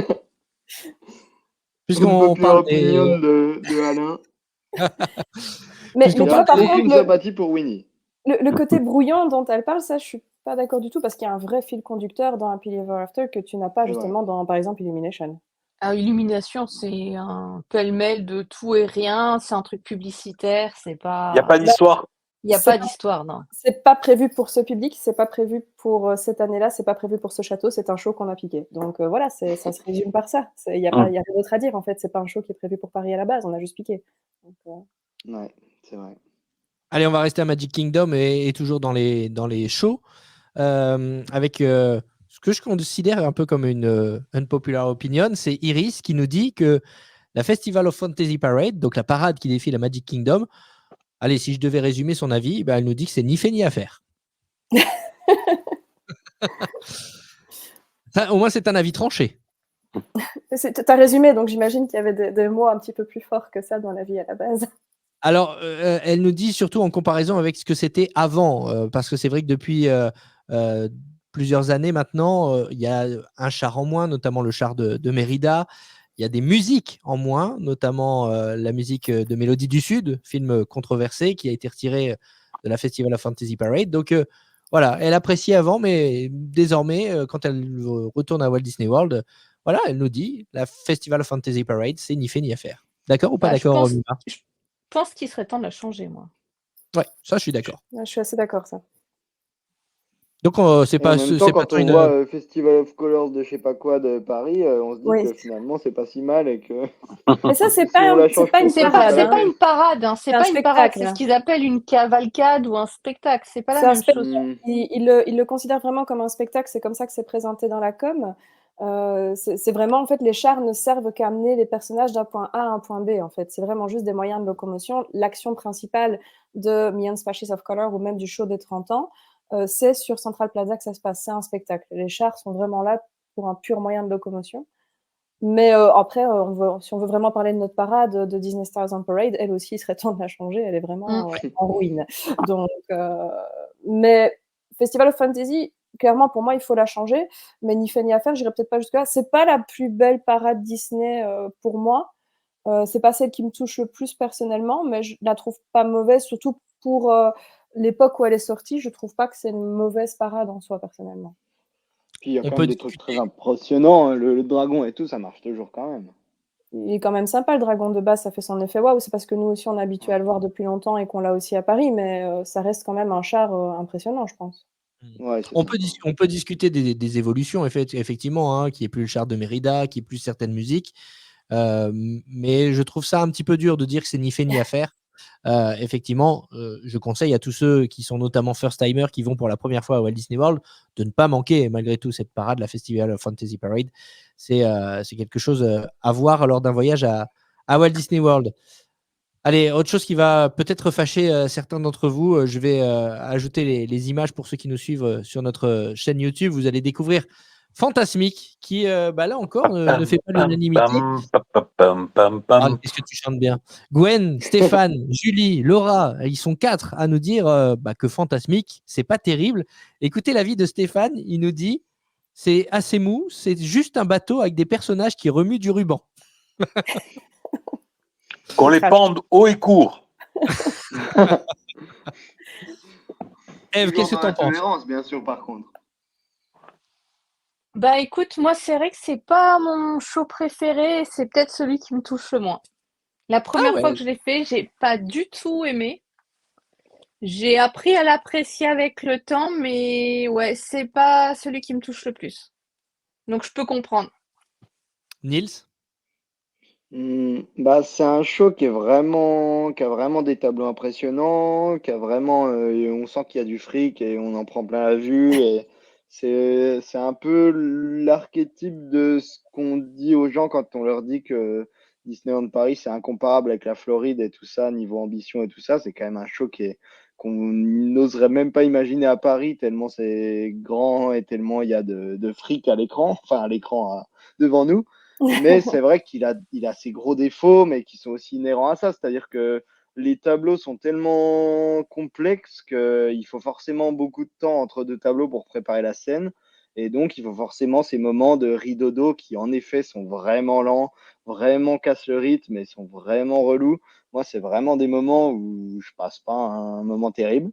Mais l'ambiance survoltée des gens, le fait que y ait tous les effets qui marchent, enfin pour moi, tout marche bien, la transformation de la sorcière, Mickey qui se téléporte, tout ça, c'est des trucs qui sont tellement simples mais cool et qui marchent, les cascades, Aladdin et tout, que les bons tableaux sont vraiment sympas.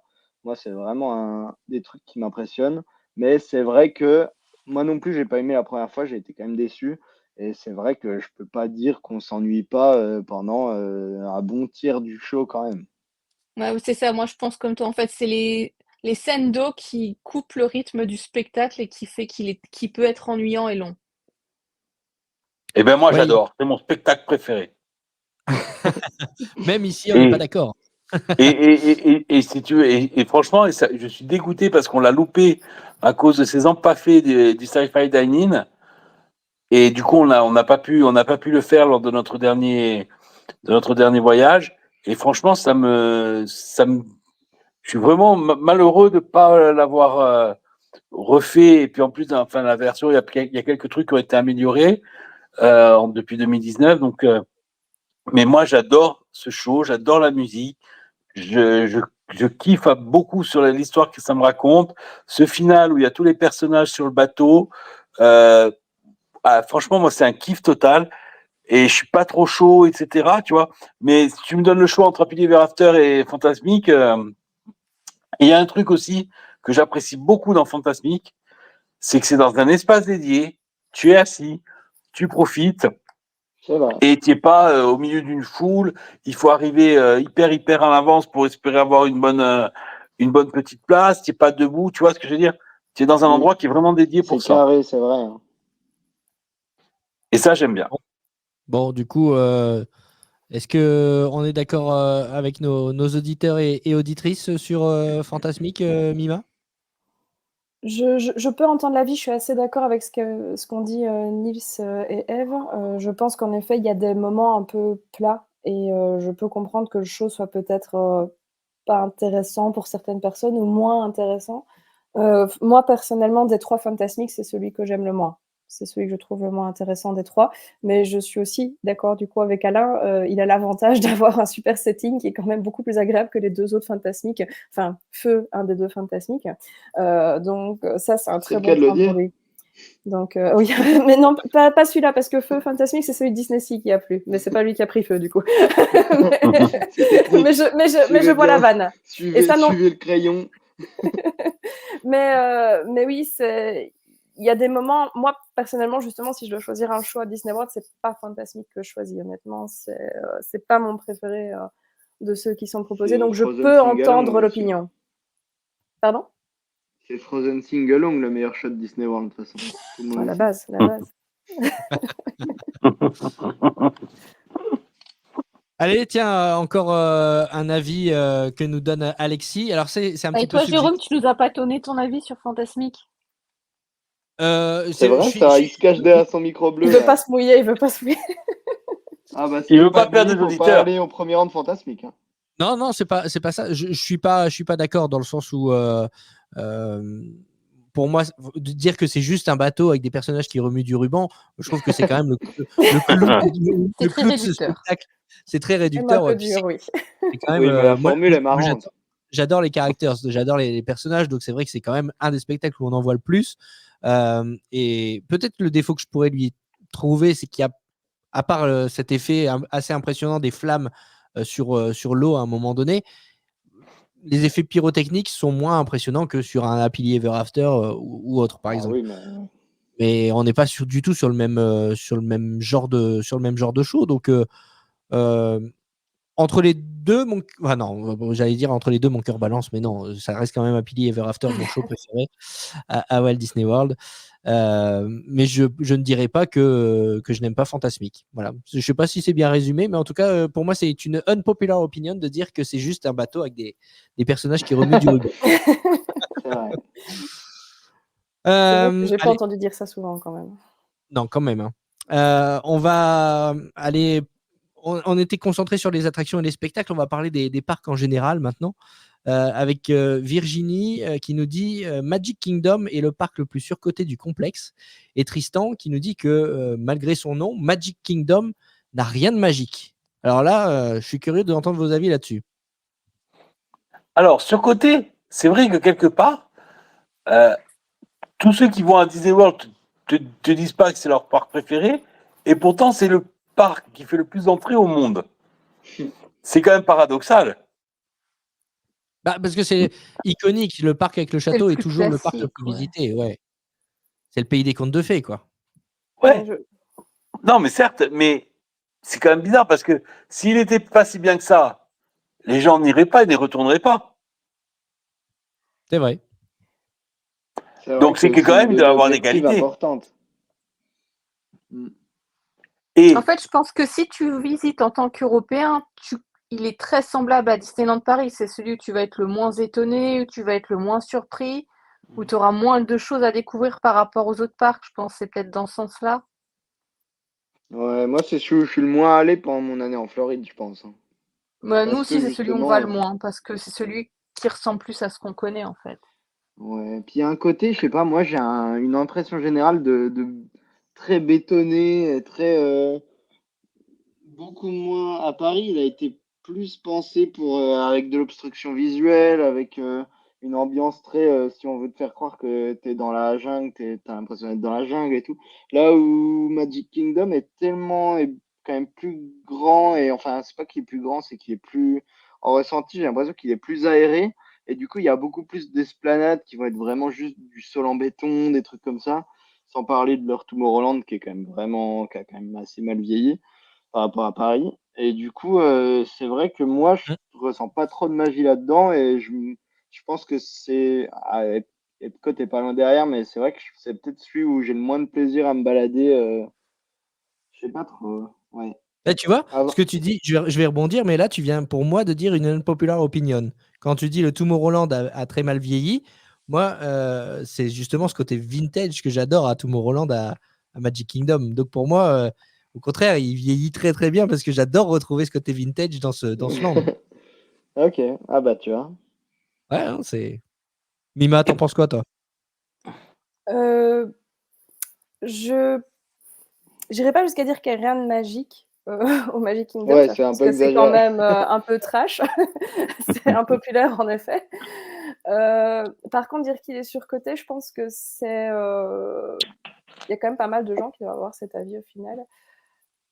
Je pense qu'en effet, c'est clairement celui que tout le monde veut visiter par défaut parce que c'est un peu l'iconique château Disney, le Magic Kingdom, les royaumes enchantés tels qu'on les connaît.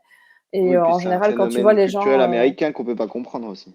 C'est honnêtement, de manière générale, si les gens n'ont qu'une journée à Disney World, ils vont plutôt aller au Magic Kingdom que dans les autres parcs. Et au final, c'est peut-être celui qui est un peu le moins intéressant des parcs, c'est celui qui propose le moins d'exclusivité. Et comme tu disais ici, quand on le compare à d'autres, justement, Royaumes Enchantés, il a moins de finesse sur certaines choses.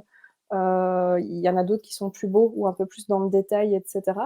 Donc, il est peut-être un peu surcoté dans le sens où c'est le premier parc, par exemple, que les gens vont souvent aller visiter comme parc étranger. C'est souvent le premier que les gens ont envie de faire en dehors de l'Europe, notamment, en dehors de Disneyland Paris, alors qu'en fait, c'est peut-être pas le meilleur des Royaumes Enchantés, quoi. Après, c'est rigolo parce qu'il y a des zones, moi, que j'aime bien. Tu parlais de te balader. euh, Tu vois, tout ce qui est du côté de Liberty Tree Tavern, etc. Tout ce coin-là, moi, j'aime bien Haunted Mansion. J'aime bien également du côté des pirates, de Pirates des Caraïbes, Jungle Cruise par là. Je trouve que c'est des endroits qui sont vraiment chouettes et vraiment sympas. Par contre, il y a un endroit qui est dégueulasse, c'est la place où il y a toutes les poussettes, pas très loin des poupées et de filars Ouais, magiques. leur Fantasyland, c'est une catastrophe pour moi. Ah, Ouais, c'est le catastrophique. Fantasyland, il est pas fou, hein. Ah, C'est une horreur, hein. il est dégueulasse. Ouais, Euh, ça, c'est vraiment le gros problème de Magic Kingdom et c'est un problème puisque c'est pour ça que les gens viennent en général. ouais, Et non, mais exactement. il a rien de féerique, leur Ouais, Fantasyland, exactement. en fait. Pour le coup, on peut le dire, il n'y a rien de magique là-dedans. Même Ouais, si ouais. la nouvelle portion et tout, avec Seven Dwarfs et tout, la petite sirène, c'est vraiment joli pour le coup. Oui, La Oui, Belle et la Bête, c'est New joli. Fantasyland est plus sympa quand même, hein. C'est pas Ouais, photo. ouais, clairement. Ouais. Mais En c'est vrai vrai, que là, toute cette zone, elle est vraiment dégueulasse, hein. ouais, en fait, c'est vraiment Tomorrowland et Fantasyland le problème, mais plus j'y repense, plus le reste est quand même assez sympa. Ouais. Storybook Circus, c'est vraiment une zone magnifique. Il y a l'attraction préférée d'Alain là-bas, la Splash Zone, là, qu'il adore. Ah ouais, c'est la Euh, jaune. Mountain il y a Mansion. vraiment Mountain Mansion. Et puis, Ouais. mais ouais, il y a vraiment des belles zones en fait. Et puis, moi, j'aimais bien quand même me balader sur Main Street. Mais c'est vrai que du coup, Fantasyland et Tomorrowland, pour moi, c'est vraiment des gros problèmes. Et je parle même pas de Tomorrowland Speedway parce que je vais m'énerver. Mais ne parlons pas de ça. Ne parlons pas de ça, c'est comme Bruno, il ne faut pas en parler. Et comme le château de Disneyland Californie. Et On va Disneyland parler de USA, il y a nourriture. plein de trucs dont on parle pas. On va parler de nourriture, tiens. Il serait temps. Ouais. Il se fait faim. C'est maintenant que ça J'ai envie de commence à bouler, vraiment déjà. saigner, je pense, du coup, là. Bah, écoutez, c'est généralement, et on le dit aussi souvent dans ce podcast, quand on va à Walt Disney World, on est, nous, en tant qu'Européens, surpris par les portions de nourriture qui sont, en tout cas de la vie générale, impressionnantes. Et Sophie nous dit, les portions de nourriture sont pas si énormes à Walt Disney World. Unpopular opinion ou pas, Eve? Je trouve que moi, avec le temps, les portions ont quand même baissé. Je suis d'accord avec toi. Mais Absolument. en fait, ça va dépendre du restaurant où tu vas. Moi, il y a des fois, je me contente d'un menu enfant. Je trouve que c'est assez nourrissant. Mais ouais, je trouve que ça a baissé avec le temps quand même. Alors, il y a une chose qui fait aussi qu'on mange moins, c'est la chaleur. On mange moins par rapport à la météo là-bas en Ça Floride. Et dépend peut-être. pour qui, mais bon. Mais en tout cas, je t'ai entendu dire oui, Mima, quand Eve disait les portions ont diminué. C'est vrai que depuis le Covid, on note quand même une diminution des portions dans les restaurants. Oui, je suis super d'accord. Il y a quelques exceptions. Il y a quelques restaurants qui font vraiment figure d'exception. Je pense notamment au barbecue de Toy Story, le Woody's Roundup Rodeo Barbecue. Lui, il y a quand même, c'est pas mal. Hein. En même temps, on nous vend aussi ça comme étant des family style. Hein. Donc, par défaut, on sait qu'on va pas. Mais je veux dire, les portions de base qu'ils amènent, même sans rien redemander, on est quand même déjà bien servi, quoi. Mais je veux dire, dans les quick service notamment, les portions, je ne trouve pas insurmontables, personnellement. Mais je pense que c'est une vraie unpopular opinion parce que la plupart des gens disent que les portions aux États-Unis sont très grosses et donc du coup que la plupart des gens vont pas aller dans ce sens-là, même si personnellement je suis assez d'accord avec l'avis qui a été énoncé. Je trouve que elles sont pas insurmontables et surtout qu'elles ont bien baissé, comme disait Eve. Tout dépend de Moi l'appétit. aussi, entre 2017 et 2023, tu vois, en 2017, j'avais vraiment trouvé que c'était gros. Tu vois, il y avait beaucoup de frites, les burgers étaient très gros. Voilà. Et en 2023, oui, il y a encore des bons gros burgers, mais les frites, il y a un peu moins de frites. Les portions sont moins impressionnantes. Et ce, partout, même à Universal, je l'ai constaté, vraiment, on voit que. Et parallèlement aussi, je trouve que dans beaucoup de restaurants en Europe que j'ai pu faire, les portions, par contre, elles ont un peu grandi parce qu'ils se sont aperçus que de mettre 10 frites en plus, ça te donnait une impression de densité pour pas grand-chose de plus cher. Bon, là, on parle de la quantité et il y a aussi quelque chose qu'on répète souvent dans ce podcast, c'est de dire quand même que la nourriture à Walt Disney World, c'est pas que de la nourriture de parc d'attractions, quoi. C'est pas que des burgers, des pizzas, des hot dogs. Il y a une variété de plats, une variété de restaurants qui nous permettent quand même de trouver chaussures à son pied. Et pourtant, Annie nous dit la nourriture à Walt Disney World est moyenne. Et A Little More Glitter sur Instagram nous dit carrément la nourriture à Walt Disney World est dégueulasse. Voilà, ça c'est dit. Pour moi, ça c'est une unpopular opinion parce que franchement, ne pas trouver son bonheur dans un restaurant de Walt Disney World, c'est difficile, hein, Mima. Moi, je trouve qu'ils s'en sortent bien pour un parc parce que les parcs, par définition, c'est les endroits où tu vas le moins bien bouffer sur Terre.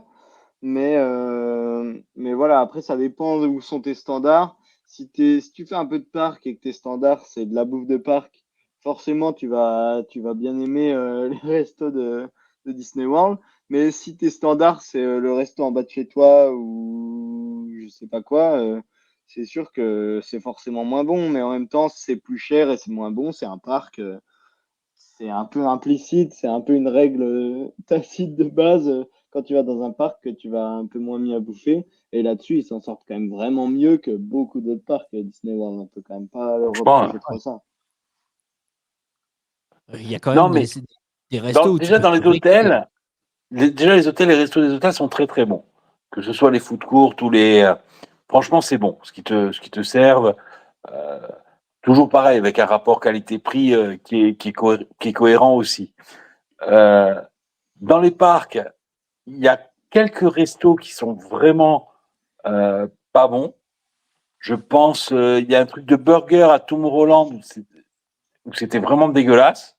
Le Cosmic Ray, il y a Pardon? Cosmic Ray? Ouais, c'est ça.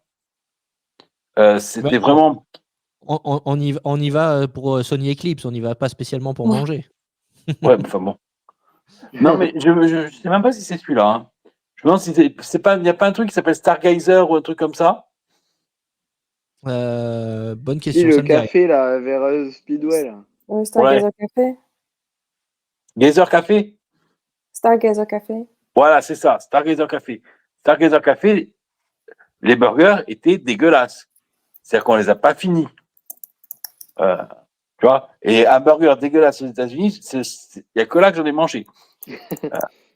Et donc, et si tu veux, et c'est vrai que tu peux tomber, je pense par exemple, si tu vas, les hot dogs aussi sont un peu moyens. Sur cette bouffe-là, premier prix, ben, c'est du premier prix. Donc, ça veut dire que c'est du premier prix qui n'est pas forcément bon, mais qui est cher parce que c'est de la bouffe de parc. Il par essence même est cher. Tu vois, c'est comme dans les aéroports. Dans les aéroports, la bouffe est forcément trop chère. Bah, c'est une clientèle captive, donc ils peuvent se permettre de Exactement. Aussi, Exactement. Mais il y a quand même plein d'endroits. À Downtown Orlando pour manger le midi avant de revenir dans le parc l'après-midi. Ouais. À Disney Springs. À Disney Springs. Mais à mon avis, c'était bien Cosmic Ray dont tu parlais quand même. Son petit surnom, c'est Starlight Café. Donc, à mon avis, c'est celui-là dont tu parlais. Oui, parce que le Stargazer Café, c'est autre part, non. Ouais. Donc, c'est bien Springs. c'est le Cosmic Ray Starlight Café pour dire son nom complet, du coup, au petit. Ah ouais, je sais pas, mais c'était pas bon. Ben voilà, du coup. Je fais pas de pub. Après, pour ceux qui nous suivent en vidéo sur YouTube, évidemment, c'est pas à la portée de toutes les bourses. Mais quand on vous dit que Walt Disney World, ce n'est pas que de la nourriture de parc, regardez les images. Là, c'est le Victoria and Albert qui est à l'hôtel Grand Floridian Resort and Spa et qui est un restaurant étoilé au Michelin. Donc, on peut pas dire la bouffe à Walt Disney World est moyenne, la bouffe est dégueulasse. C'est pas possible. Même sans mettre des milliers de dollars, on peut quand même toujours trouver quelque chose que, ne serait-ce que si la nourriture dans les parcs vous convient pas, on a vite fait de prendre un monorail pour aller manger au Captain Cook's au Polynesian. Enfin, je veux dire, il y a tellement de choix. Au Sébastien Bistro. Le Sébastien Bistro, c'est 22 $ le Family Style. Tu te régales, c'est super bon. 22 $, hein. Non, c'est pas 22 $. Je pense pas, à mon avis. Ah bon? Ça paraît un peu optimiste quand même. Oui, un peu. Là, je prends un billet d'avion pour y aller demain. Hein. Non, c'est. Tu vois, ça comme coûte quoi, moins cher que de manger ici, en fait, tu vois. Mais honnêtement, moi, quand j'entends ça, je me dis, c'est des personnes qui n'ont pas dû préparer leur voyage, qui se sont pas renseignées. Je sais pas, hein, je peux me tromper, mais je me dis, elles ont pas dû essayer d'aller chercher trop loin parce que c'est pas possible, en effet, de pas trouver son bonheur à Disney World. Donc, évidemment, voilà, ici, on a l'extrême opposé avec le Victoria and Albert. C'est comme tu disais, on peut pas tous se le permettre. Mais on a quand même aussi des restos service à table ou même certains quick service qui vont vraiment se démarquer, qui vont vraiment proposer des cuisines auxquelles on est moins habitué. Moi, je pense un de mes chouchous, notamment, que j'aime beaucoup, qui reste dans du domaine de l'abordable, c'est Skipper Canteen, qui propose quand même des trucs un peu plus, enfin des choses auxquelles on n'est pas forcément habitué dans des parcs d'attractions. Je trouve qu'il y a quand même une qualité qui est quand même intéressante sur tout ça. Honnêtement, je trouve que même sans forcément prendre le côté captif au parc d'attractions et sans comparer à des parcs d'attractions, certains restos de Disney World n'ont clairement pas à rougir, même par rapport à des restos de standard européen. Moi, j'ai parfois des choses ici moins bonnes en France et en Belgique qu'aux États-Unis, à Disney World ou à Disneyland en Californie. Pour rester dans ce qui est nourriture, je vais vous lister quelques avis que nous ont transmis nos auditeurs et 38 spectateurs. $. Ouais, 38 $. Ah, ça paraît déjà un peu plus. Ouais, mais quand on aime, on compte pas. Ah, voilà. Et tu rajoutes les taxes et tu rajoutes les tips. Ouais, aussi. C'est 20 $ pour les enfants de 3 à 9 ans. Voilà, c'est peut-être ça. Tu as peut-être payé le menu enfant. Ah bah écoute, ils m'ont vu arriver avec Lucas, ils ont dit ceux-là, c'est des enfants. Allez, je vous liste quelques avis d'auditeurs et spectateurs. Astrid nous dit « Je ne comprends pas la hype autour du resto Be Our Guest », donc le resto où on peut manger dans la salle de bal de La Belle et la Bête. Jérôme et Benjamin nous disent « Les beignets du French Quarter ». Bah, ce sont des simples beignets. Ils ne comprennent pas pourquoi on en parle souvent dans le podcast comme étant de délicieux beignets. Sandrine nous dit la Mickey Bar qui est vendue dans les parcs et notamment à Magic Kingdom. Enfin, vous la trouvez partout, hein, mais souvent on voit les photos de la Mickey Bar devant le château de Magic Kingdom. Bah, ça vaut pas toute la hype qu'on en fait. Amance nous dit la nourriture du restaurant Ohana au Polynesian Resort n'est pas exceptionnelle. Jessica nous dit les snacks du Sleepy Hollow à Magic Kingdom, ce sont des snacks qui sont survendus. Voilà, donc après, ce sont des avis subjectifs, mais c'est vrai que souvent, on vante, par exemple, le rapport qualité-prix de ce qui est vendu au Sleepy Hollow. On vante le repas au restaurant Ohana, que ce soit le breakfast avec le petit déjeuner ou le lunch et le dinner avec en formule family style. On vante aussi les beignets du French Quarter. Le Be Our Guest, c'est aussi un restaurant que souvent on conseille pour vivre une expérience unique à Walt Disney World. Et pourtant, bah voilà, on a des avis plutôt contraires. Là. Qu'est-ce que vous en pensez comme ça du tac au tac là, qu'est-ce que ça vous inspire? Be Our Guest, je suis assez d'accord. Ouais, moi aussi. Il est surcoté. Ouais. Très cher pour l'expérience que c'est. Ohana, moi j'avais très très bien mangé. Je m'étais gavé les crevettes, avec l'épée là, bah, c'était un régal, les gambas. Franchement, c'était top. Alors un conseil au Anna, ils vous servent l'espèce de salade d'entrée façon Buffalo Grill en meilleur, mais il faut pas la manger parce qu'après vous avez plus faim pour ce qui est bon, c'est-à-dire les poulets, les gambas, etc. La barre, la Mickey Bar, ben moi j'aime bien. C'est pas le truc de folie, mais j'aime bien. Ah bah, je suis d'accord pour dire que c'est survendu. C'est juste un. C'est un esquimau. Oui. esquimau, quoi. Non, mais alors Bah pour oui. la Mickey Bar et pour le beignet, il y a un effet qui m'énerve prodigieusement, mais bon, ça c'est un autre débat. C'est Je sais. quand un truc est en forme de Mickey, ça coûte 4 fois plus cher et les gens aiment d'emblée parce qu'il y a 2 oreilles dessus. Mais bon, Bah, déjà, c'est un truc en de fait, fan tu vois, Disney, quand je ça a une pourrais forme jamais de comprendre, Mickey, je pense. quand ça a une forme de Mickey, les calories ne comptent pas déjà, tu vois. Donc c'est un Ouais, effet voilà, en c'est plus, ça. ça clairement. Mais honnêtement, les beignets du French Quarter, ils sont moins bons que ceux de la Californie. Aussi. Est-ce que Oh tu là peux là. redire French Quarter? Tu l'avais dit parfaitement. Ah oui, c'est vrai? Ah, c'était magnifique. Ah, je Redis sais pas. French Quarter. French Quarter? Ah, c'est très, très beau. French Quarter. Non, j'arrive pas. French Carter. John Carter. Oh non, faut pas dire French ça. Carter. Interdit. Au French Carter. John Carter, c'est autre chose. Ah, l'accent était magnifique. Ah bah merci. Bon. Et qu'est-ce que vous pensez de la Et c'est turkey un leg? spécialiste qui parle, hein. Parce que Alain, toi, tu nous as dit dans les unpopular opinions que la turkey leg, c'était pas bon. Ah, c'est dégueulasse. Franchement, déjà le truc, sérieux, c'est énorme. Moi, enfin, la majorité de mes copines avaient les cuisses moins grosses que les dames, hein. Certaines étaient plus poilues, mais c'est un autre problème. C'est un autre débat. Mais non, c'est hyper gras. Tu t'en mets 2 partout. Tu sais pas comment attaquer le truc. Au bout, alors la première bouchée, tu dis ah c'est pas mal. Deuxième bouchée, Tu parles de quoi? il Tu parles- Oui, on est toujours sur le turkey leg ou pas? Pardon? On Tu est toujours parles sur de la quel turkey leg. legs Ah oui, non, je suis sur la turkey legs, pas sur les Ah, legs de mes d'accord. copines. Non, mais au bout de 3-4 bouchées, en plus il fait hyper chaud, tu as l'impression de suer le gras de la dinde, c'est un truc, c'est. Ah là là! En tout cas, tu le vends bien, Tu devrais être franchement. commercial pour Disney, ouais. Tu vends bien. Hein. Juste repasser. Non, mais en plus, ça a plein les doigts, c'est. Et tu as beau te laver les mains, tu remets du sopalin, tu sors des toilettes, tu dis ah j'ai encore les doigts gras, tu y retournes, ah mais écoute, j'ai failli utiliser de la chaux pour m'enlever ce gras là, ouais, une horreur. Repassez-vous cette séquence en imaginant qu'Alain parle de ses ex. Le craquage total. Mais voilà. Bon, bref. Nouveau slogan Disney World, suer la dinde. Merci Alain pour Ah ouais, cette non, mais tu nouvelle suis la catchphrase, dinde. Hein. ça donne envie. Bon.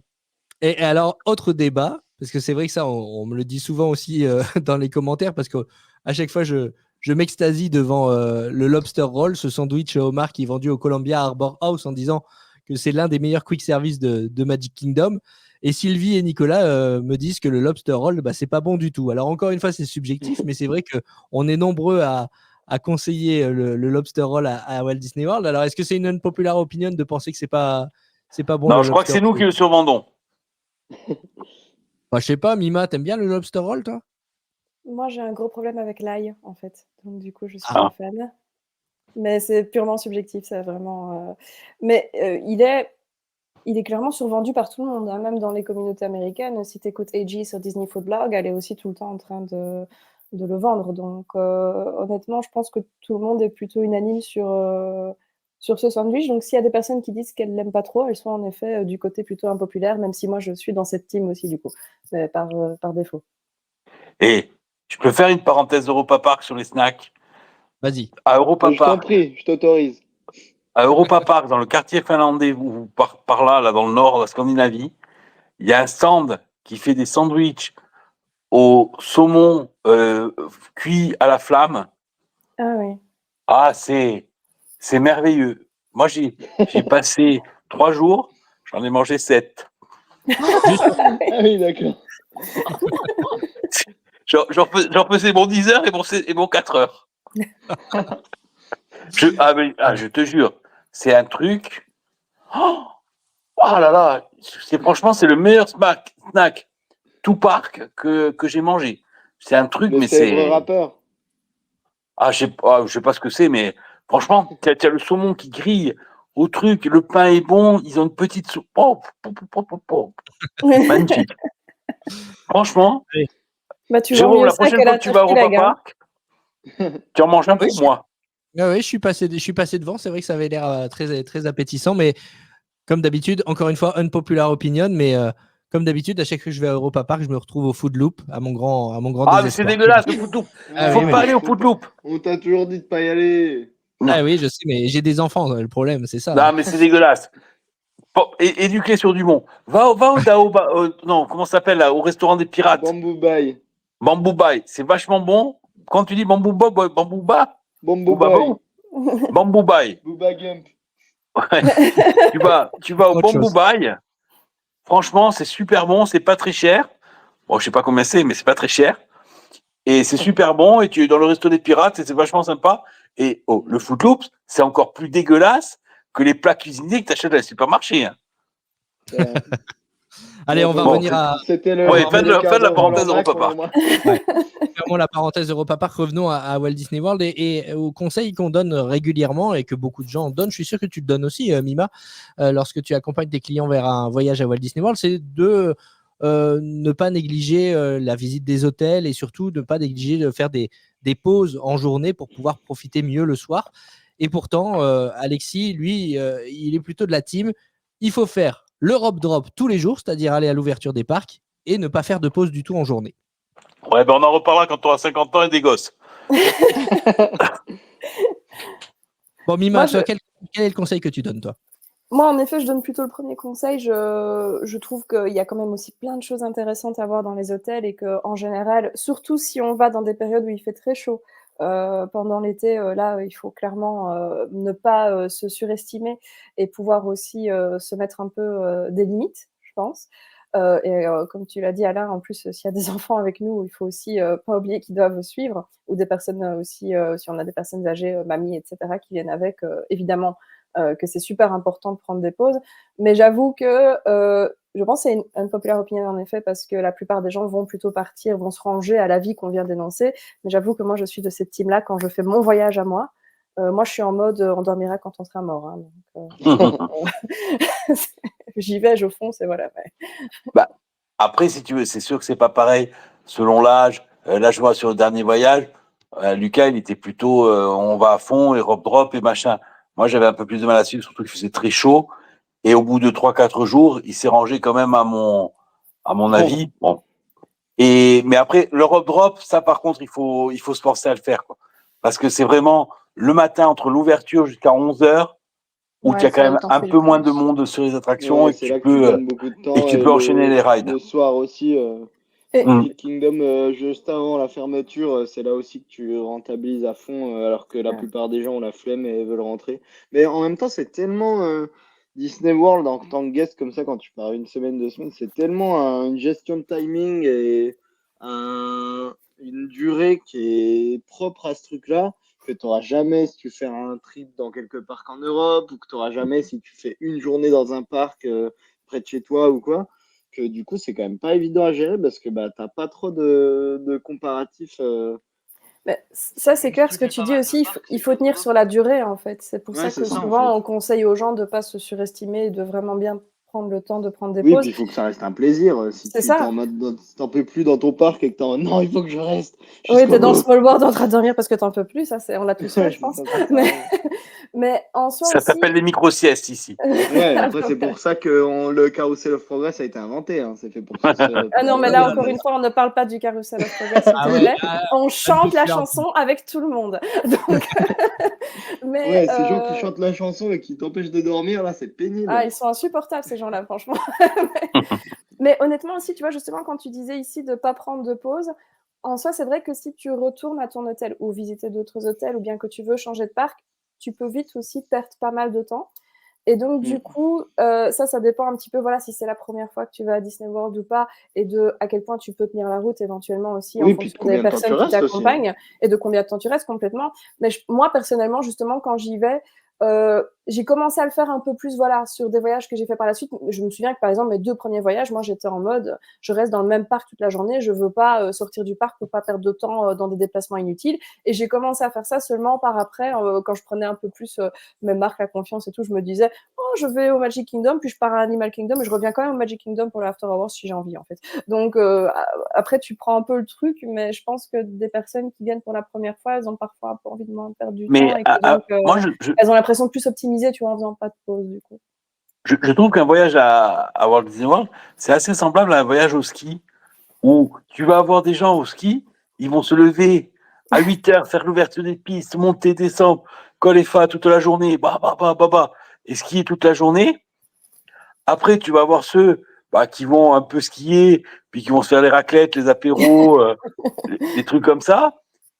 Tu vas avoir aussi les gens qui vont y aller tranquilles, qui, par exemple, s'il fait pas beau, eh ben, ils vont peut-être rester à l'hôtel, profiter. Je veux dire, chacun va à son rythme et en fonction aussi de son état de fatigue, des enfants, de l'âge, etc., et de ce qu'il a envie de faire, quoi. C'est ça Bon, qui est bien aussi. Et à la limite, il faut surtout pas culpabiliser parce que tu te fais une après-midi à la piscine. Je veux dire, c'est des vacances, quoi.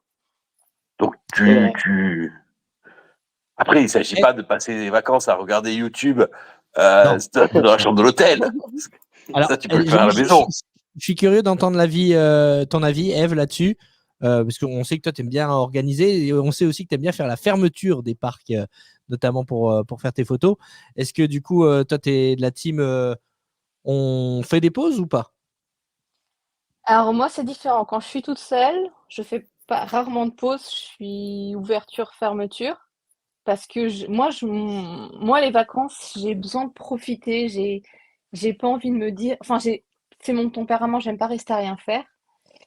Et du coup, ça bouge beaucoup. Quand j'ai commencé à voyager avec les enfants, ça a été plus compliqué parce il suivait pas forcément. Même mon mari, enfin lui, il a envie d'être tranquille. Donc maintenant, on a une tactique, c'est-à-dire que moi, je me lève tous les matins, je fais le robe drop de toute façon. Celui qui a envie de venir avec moi, il vient, les autres, ils restent à dormir. Et pareil pour le soir, s'il y en a qui veulent venir et rester, ils restent. Ceux qui veulent rentrer, se coucher. Comme ça, chacun fait à son rythme, chacun fait comme C'est il a top, envie. ça. Et ça permet à tout le monde d'être content dans ce qu'il a à faire. Et a fortiori, si vous voyagez en groupe, ne serait-ce que 2 familles, et chacun son rythme, hein, sinon vous allez finir par vous tirer dessus, hein, à coups de couteau, hein, si vous commencez à ressentir de la frustration, etc. C'est vrai que ça aussi, ça peut être source de disputes quand tu es dans une chambre à 4, Voilà. un peu des uns sur les autres au bout de 10 jours. Ah ouais. Ce qu'il faut, c'est se donner des points de rendez-vous et des points de rencontre pour faire certaines choses et se raconter les journées, etc. Mais voilà, il faut que chacun fait ce qui lui plaît, comme dit la chanson, hein. Ouais, ça c'est un vrai conseil qu'on peut donner, mais même en général dans les parcs, c'est que ce truc de «Ah ben c'est dommage, ce serait cool qu'on reste ensemble et tout». Non, c'est une mauvaise idée, ça va frustrer des gens forcément. Donc faites des groupes de «Moi j'ai envie de faire ça, moi j'ai envie de faire ça, moi j'ai envie de me reposer, moi j'en peux plus des Ouais, coasters, moi j'ai envie de faire que des coasters» ou bien «Moi je veux pas m'arrêter, je veux courir, faire ça là-bas, tu viens avec moi», tout ça. Faites des groupes, il tu y a pas fais, de souci, c'est pas grave, tu, ça f- vous empêchera pas Mm. de faire des trucs ensemble. Mais ce truc de on reste absolument ensemble et prends un peu sur toi, on va faire ce truc-là que t'as pas envie, ou bien toi tu voulais refaire ce ride, mais nous on est trop fatigués donc personne le fait. Ça va juste vous frustrer et c'est pas pour ça que vous allez pas échanger des moments tous ensemble. Donc J'a- voilà, ça pour moi c'est un peu une aberration ce truc de on reste ensemble. Si J'avais jamais vu il y un a des gens groupe, qui veulent faire des trucs, faites des groupes. ils avaient fait le groupe des vilains, qui étaient plutôt les ados, garçons, très certainement, qui devaient faire les trucs un peu à attraction, etc. Ils avaient fait le groupe des héros, alors c'était plutôt le groupe des papas. Le groupe des princesses, c'était les ados. Et il y avait le groupe des, je sais plus quoi, où là, c'était les bébés en bas âge avec les mamans. Et ils avaient tous leurs t-shirts, etc. Et je les avais croisés plusieurs fois dans la journée, selon les groupes, etc. J'avais trouvé que c'était une répartition qui était assez sympa. Ouais, c'est vrai. Bon, en tout cas, Moi, on est plutôt d'avis. Oui, vas-y, Eve, excuse-moi. non, j'allais dire ce que je disais, Nils, en fait, moi, le premier voyage, c'est ce que j'avais voulu faire, c'était l'idée, on est en vacances en famille, on fait tout ensemble et tout, et en fait, tu te rends compte que c'est pas possible parce qu'il y a des frustrations de tous les côtés, Bah oui, et c'est dommage. c'est pas gérable, et en fait, c'est mieux, tu as une plage commune, et après, si d'autres, on veut se séparer pour faire d'autres choses, et ben il n'y a rien de mal là-dedans. Chacun, on est en vacances, on est là pour profiter chacun à son rythme. S'il y en a, ça fait plaisir d'aller à la piscine, il va à la piscine. Si l'autre, ça lui fait plaisir d'aller à l'attraction, il va à l'attraction. Et il n'y a rien de mal là-dedans, en fait. Puis c'est hyper sympa aussi d'avoir tel souvenir avec juste telle personne et tout. Ça rapproche plus aussi que d'avoir un gros groupe toujours ensemble. C'est sympa de dire, moi j'ai fait ça avec machin et c'était hyper fun aussi. C'est vrai. Donc voilà. Allez, on arrive tout doucement à la fin de cet épisode, de rester avec nous parce que je vais vous demander aussi à chacun d'entre vous votre unpopular opinion à propos de Walt Disney World. Si vous n'avez pas d'idée, vous avez un peu de temps pour y réfléchir. En attendant, on va terminer avec 2 unpopular opinions. Encore une fois, celle d'Alexis qui nous dit c'est OK d'aller en Floride juste pour Walt Disney World. C'est vrai que beaucoup de monde dit faut profiter d'être en Floride, d'être aux États-Unis pour voir autre chose que Walt Disney World. Lui, il dit non, c'est OK d'aller en Floride pour Walt Disney World seulement. Et je dois dire que pour moi, c'est pas une unpopular opinion parce que c'est OK d'aller en Floride juste pour Walt Disney World, non? Pour moi, c'est mes OK premiers aussi. voyages, c'était que ça. Je n'y allais que pour Walt Disney World. Puis après, forcément, j'ai eu envie de découvrir d'autres choses. Mais là, du coup, c'est un peu le début des ennuis parce que là, ça coûte plus cher, ça prend plus de temps. Et là, tu as envie de tout découvrir et c'est le début des emmerdes. Le début de la fin. Ouais. N'oubliez pas la règle d'or. Toujours faire Spider-Man. J'allais le dire. C'est vrai, c'est vrai. Je suis pas d'accord. Je n'ai pas du tout aimé Spider-Man, Alain. Toujours faire Spider-Man. Oh là là, unpopular opinion, ça. Si t'as Ah, pas et aimé là, tu me fais beaucoup de peine. Désolée. Là, Mima, franchement. qu'est-ce que tu conseilles à tes clients, toi? C'est de faire autre chose autour de Walt Disney World ou de se concentrer sur le resort? Moi, en général, je respecte ce que les gens ont envie. Justement, c'est ce que je leur dis aussi. J'ai autant de gens qui viennent me voir en me disant, moi, si je fais 10-12 heures d'avion pour aller jusqu'en Floride, en Californie ou à Tokyo, j'ai envie de voir d'autres choses et je comprends ça. Mais si on me dit, moi, je m'en fous, je veux voir que Disney, le reste autour, ça ne m'intéresse pas, je comprends ça. Personnellement, j'adore Disney, mais j'adore les États-Unis, j'adore le Japon. Donc, je comprends autant quelqu'un qui me dit, je suis intéressé que par Disney, que quelqu'un qui me dit, je suis intéressé par ce qu'il y a autour. Donc, je peux tout à fait comprendre les deux. Et pour moi, du coup, c'est pas une populaire, mais je pense que la majorité doit en effet penser que c'est dommage d'aller jusque là-bas pour ne faire que ça, alors qu'en fait, il y a c'est plus tellement de des choses gens à faire et à qui tu voir. dis que tu pars, j'ai l'impression. Ah, ça, clairement, les gens qui sont non fans clair. de Disney, ça, c'est clairement l'opinion. Ils vont dire, ah, tu pars aux États-Unis pour voir du carton-pâte. Oui, chouchou, c'est comme ça. C'est pas ta thune, donc. Mais, d'ailleurs, t'es pas invité. Alors justement, on va terminer avec cette unpopular opinion-là. C'est Alain qui nous l'avait mis en commentaire, c'est toi, du coup, qui nous l'avait dit. Tu parles de thunes. Donc, Alain, tu nous disais, unpopular opinion, Walt Disney World, c'est pas si cher. Oui. Ça, c'était vrai avant. Voilà. Alors, ça, c'est vrai aussi que en 2017,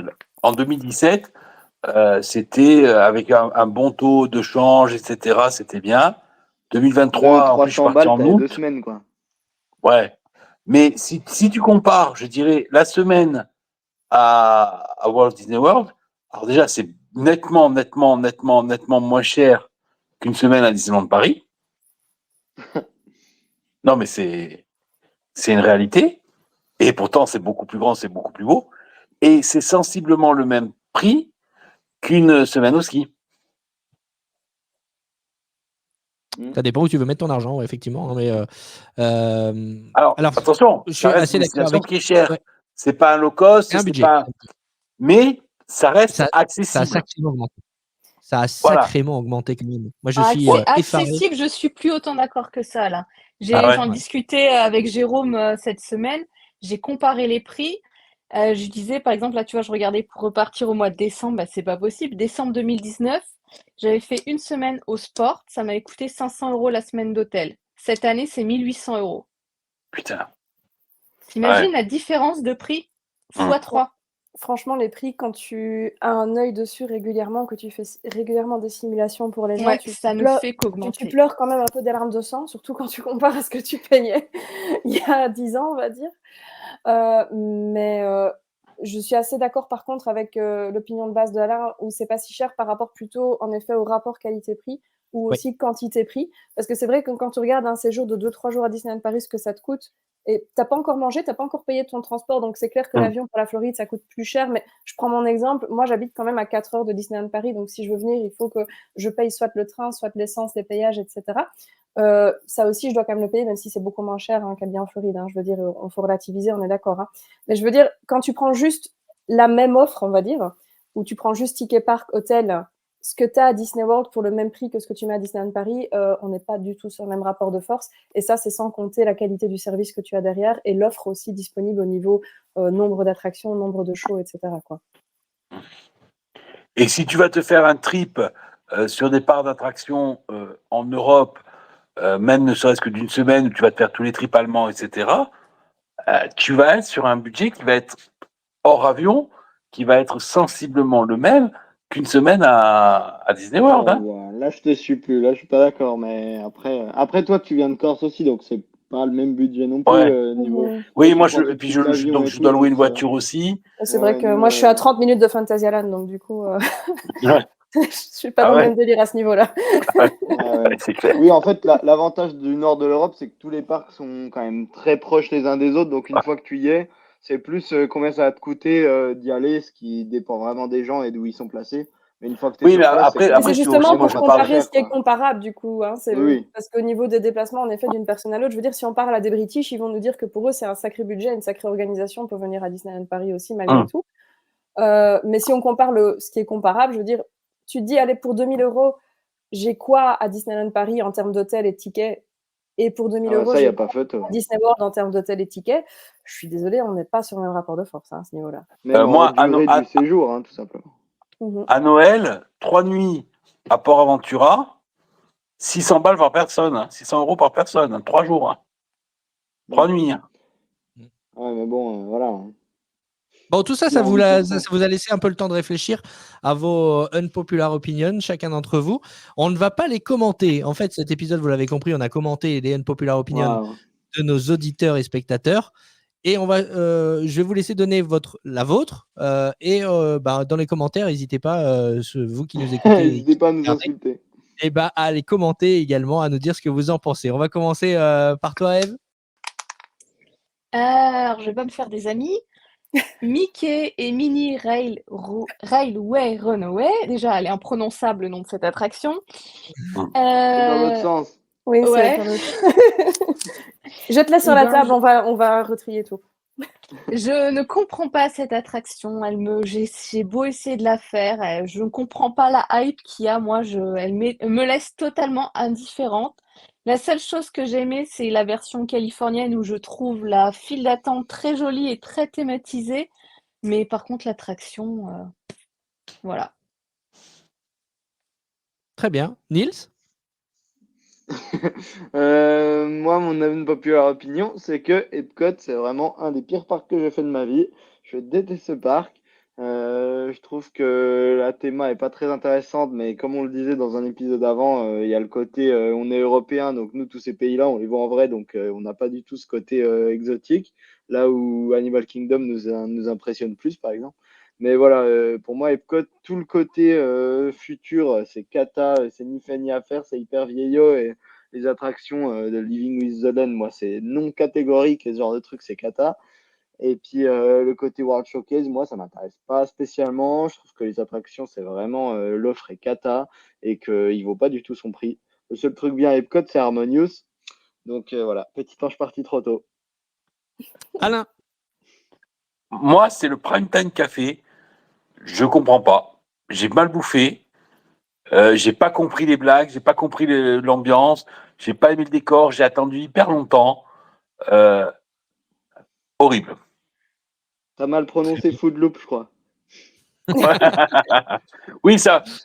Alors, je vais te dire, jusqu'à ce que je fasse le Foot Loop, c'était le pire resto que j'ai fait dans un parc. Allez, on va Et c'est le terminer seul endroit en Floride où j'ai laissé 0 de tips. Ah oui, donc c'est dire. Allez, Mima, tu as le mot de la fin du coup. Je pense que je vais pas me faire des potes et on va sûrement me traiter de la chiante de service, mais mon unpopular opinion, ce serait de dire que Disneyland en Californie, Disneyland Resort vaut beaucoup plus le coup que Walt Disney World Resort. Très bien. Bah, écoute, on va laisser les auditeurs, les spectateurs commenter tout ça. Et puis, On va débattre, discuter comme d'habitude. N'hésitez pas à rejoindre aussi le groupe GoWDW sur Facebook pour poursuivre les échanges. En tout cas, c'était un plaisir de discuter et d'échanger autour de vos unpopular opinions. Merci beaucoup, Mima, d'avoir été avec nous aujourd'hui. Merci pour l'invitation, ça fait plaisir. On te retrouve où ? Tu peux nous rappeler ? Oui, donc du coup, moi, je suis à peu près partout sous le même nom. Enfin, partout sous le même nom. C'est Mima Notabi, Mimanotabi. Je suis particulièrement active sur Instagram. J'ai mon site web, etc., où vous retrouvez aussi les offres de services que je propose. Et si même vous aimez juste voir des vidéos du contenu des parcs Disney autour du monde, n'hésitez pas. Je partage régulièrement des vidéos, des images et tout ça. Très bien. Eve ? Comme d'habitude, sur Instagram, le site internet et YouTube, même si en ce moment, j'ai pas du tout le temps de publier. Nils ? Moi, je suis toujours sur Instagram, Merin50, MERIN50. Et voilà, pour l'instant, il y a des petites choses qui arrivent, mais pour l'instant, c'est un peu flou. Donc, pour l'instant, retrouvez-moi là et voilà. Et Alain ? Ouais, le meilleur endroit pour me trouver, c'est dans mon lit. D'ailleurs, je vais y aller dans pas longtemps. Mais sinon, vous pouvez me faire un coucou. Il y a Père Coster, je suis sur mon vrai nom sur Facebook. Et le meilleur endroit pour me trouver, c'est sur le groupe de GoWDW, où j'ai toujours une petite bêtise à raconter. Je sais toujours pas le prononcer d'ailleurs, mais c'est pas grave. Écoute, merci à tous. C'est pas pire que les noms d'attractions. Hein. C'est vrai. Oh, c'est pas bien de critiquer les gens. Salut Jérôme, merci. Allez, merci Jérôme, ciao. Et merci à vous de nous avoir suivis. GoWDW, c'est un podcast, mais pas seulement. C'est aussi un site internet, gowdw.fr, sur lequel vous retrouvez toutes les informations utiles pour préparer votre séjour à Walt Disney World. Vous pouvez aussi nous suivre sur les réseaux sociaux, Facebook, Instagram, pour suivre toute l'actualité, les photos, les anecdotes sur la destination. Sans oublier la chaîne YouTube, GoWDW, pour rêver en images et suivre les épisodes du podcast en format vidéo. N'oubliez pas de mettre un pouce bleu et de vous abonner. Et si vous appréciez l'aide qu'on vous apporte dans nos podcasts, sur notre site internet ou nos réseaux sociaux, vous pouvez nous soutenir de différentes façons. Le lien pour vous abonner ou pour faire un don libre est disponible en description de cet épisode. Some imagination, huh? D'avance, merci et à bientôt sur GoWDW pour préparer votre séjour magique à Walt Disney World.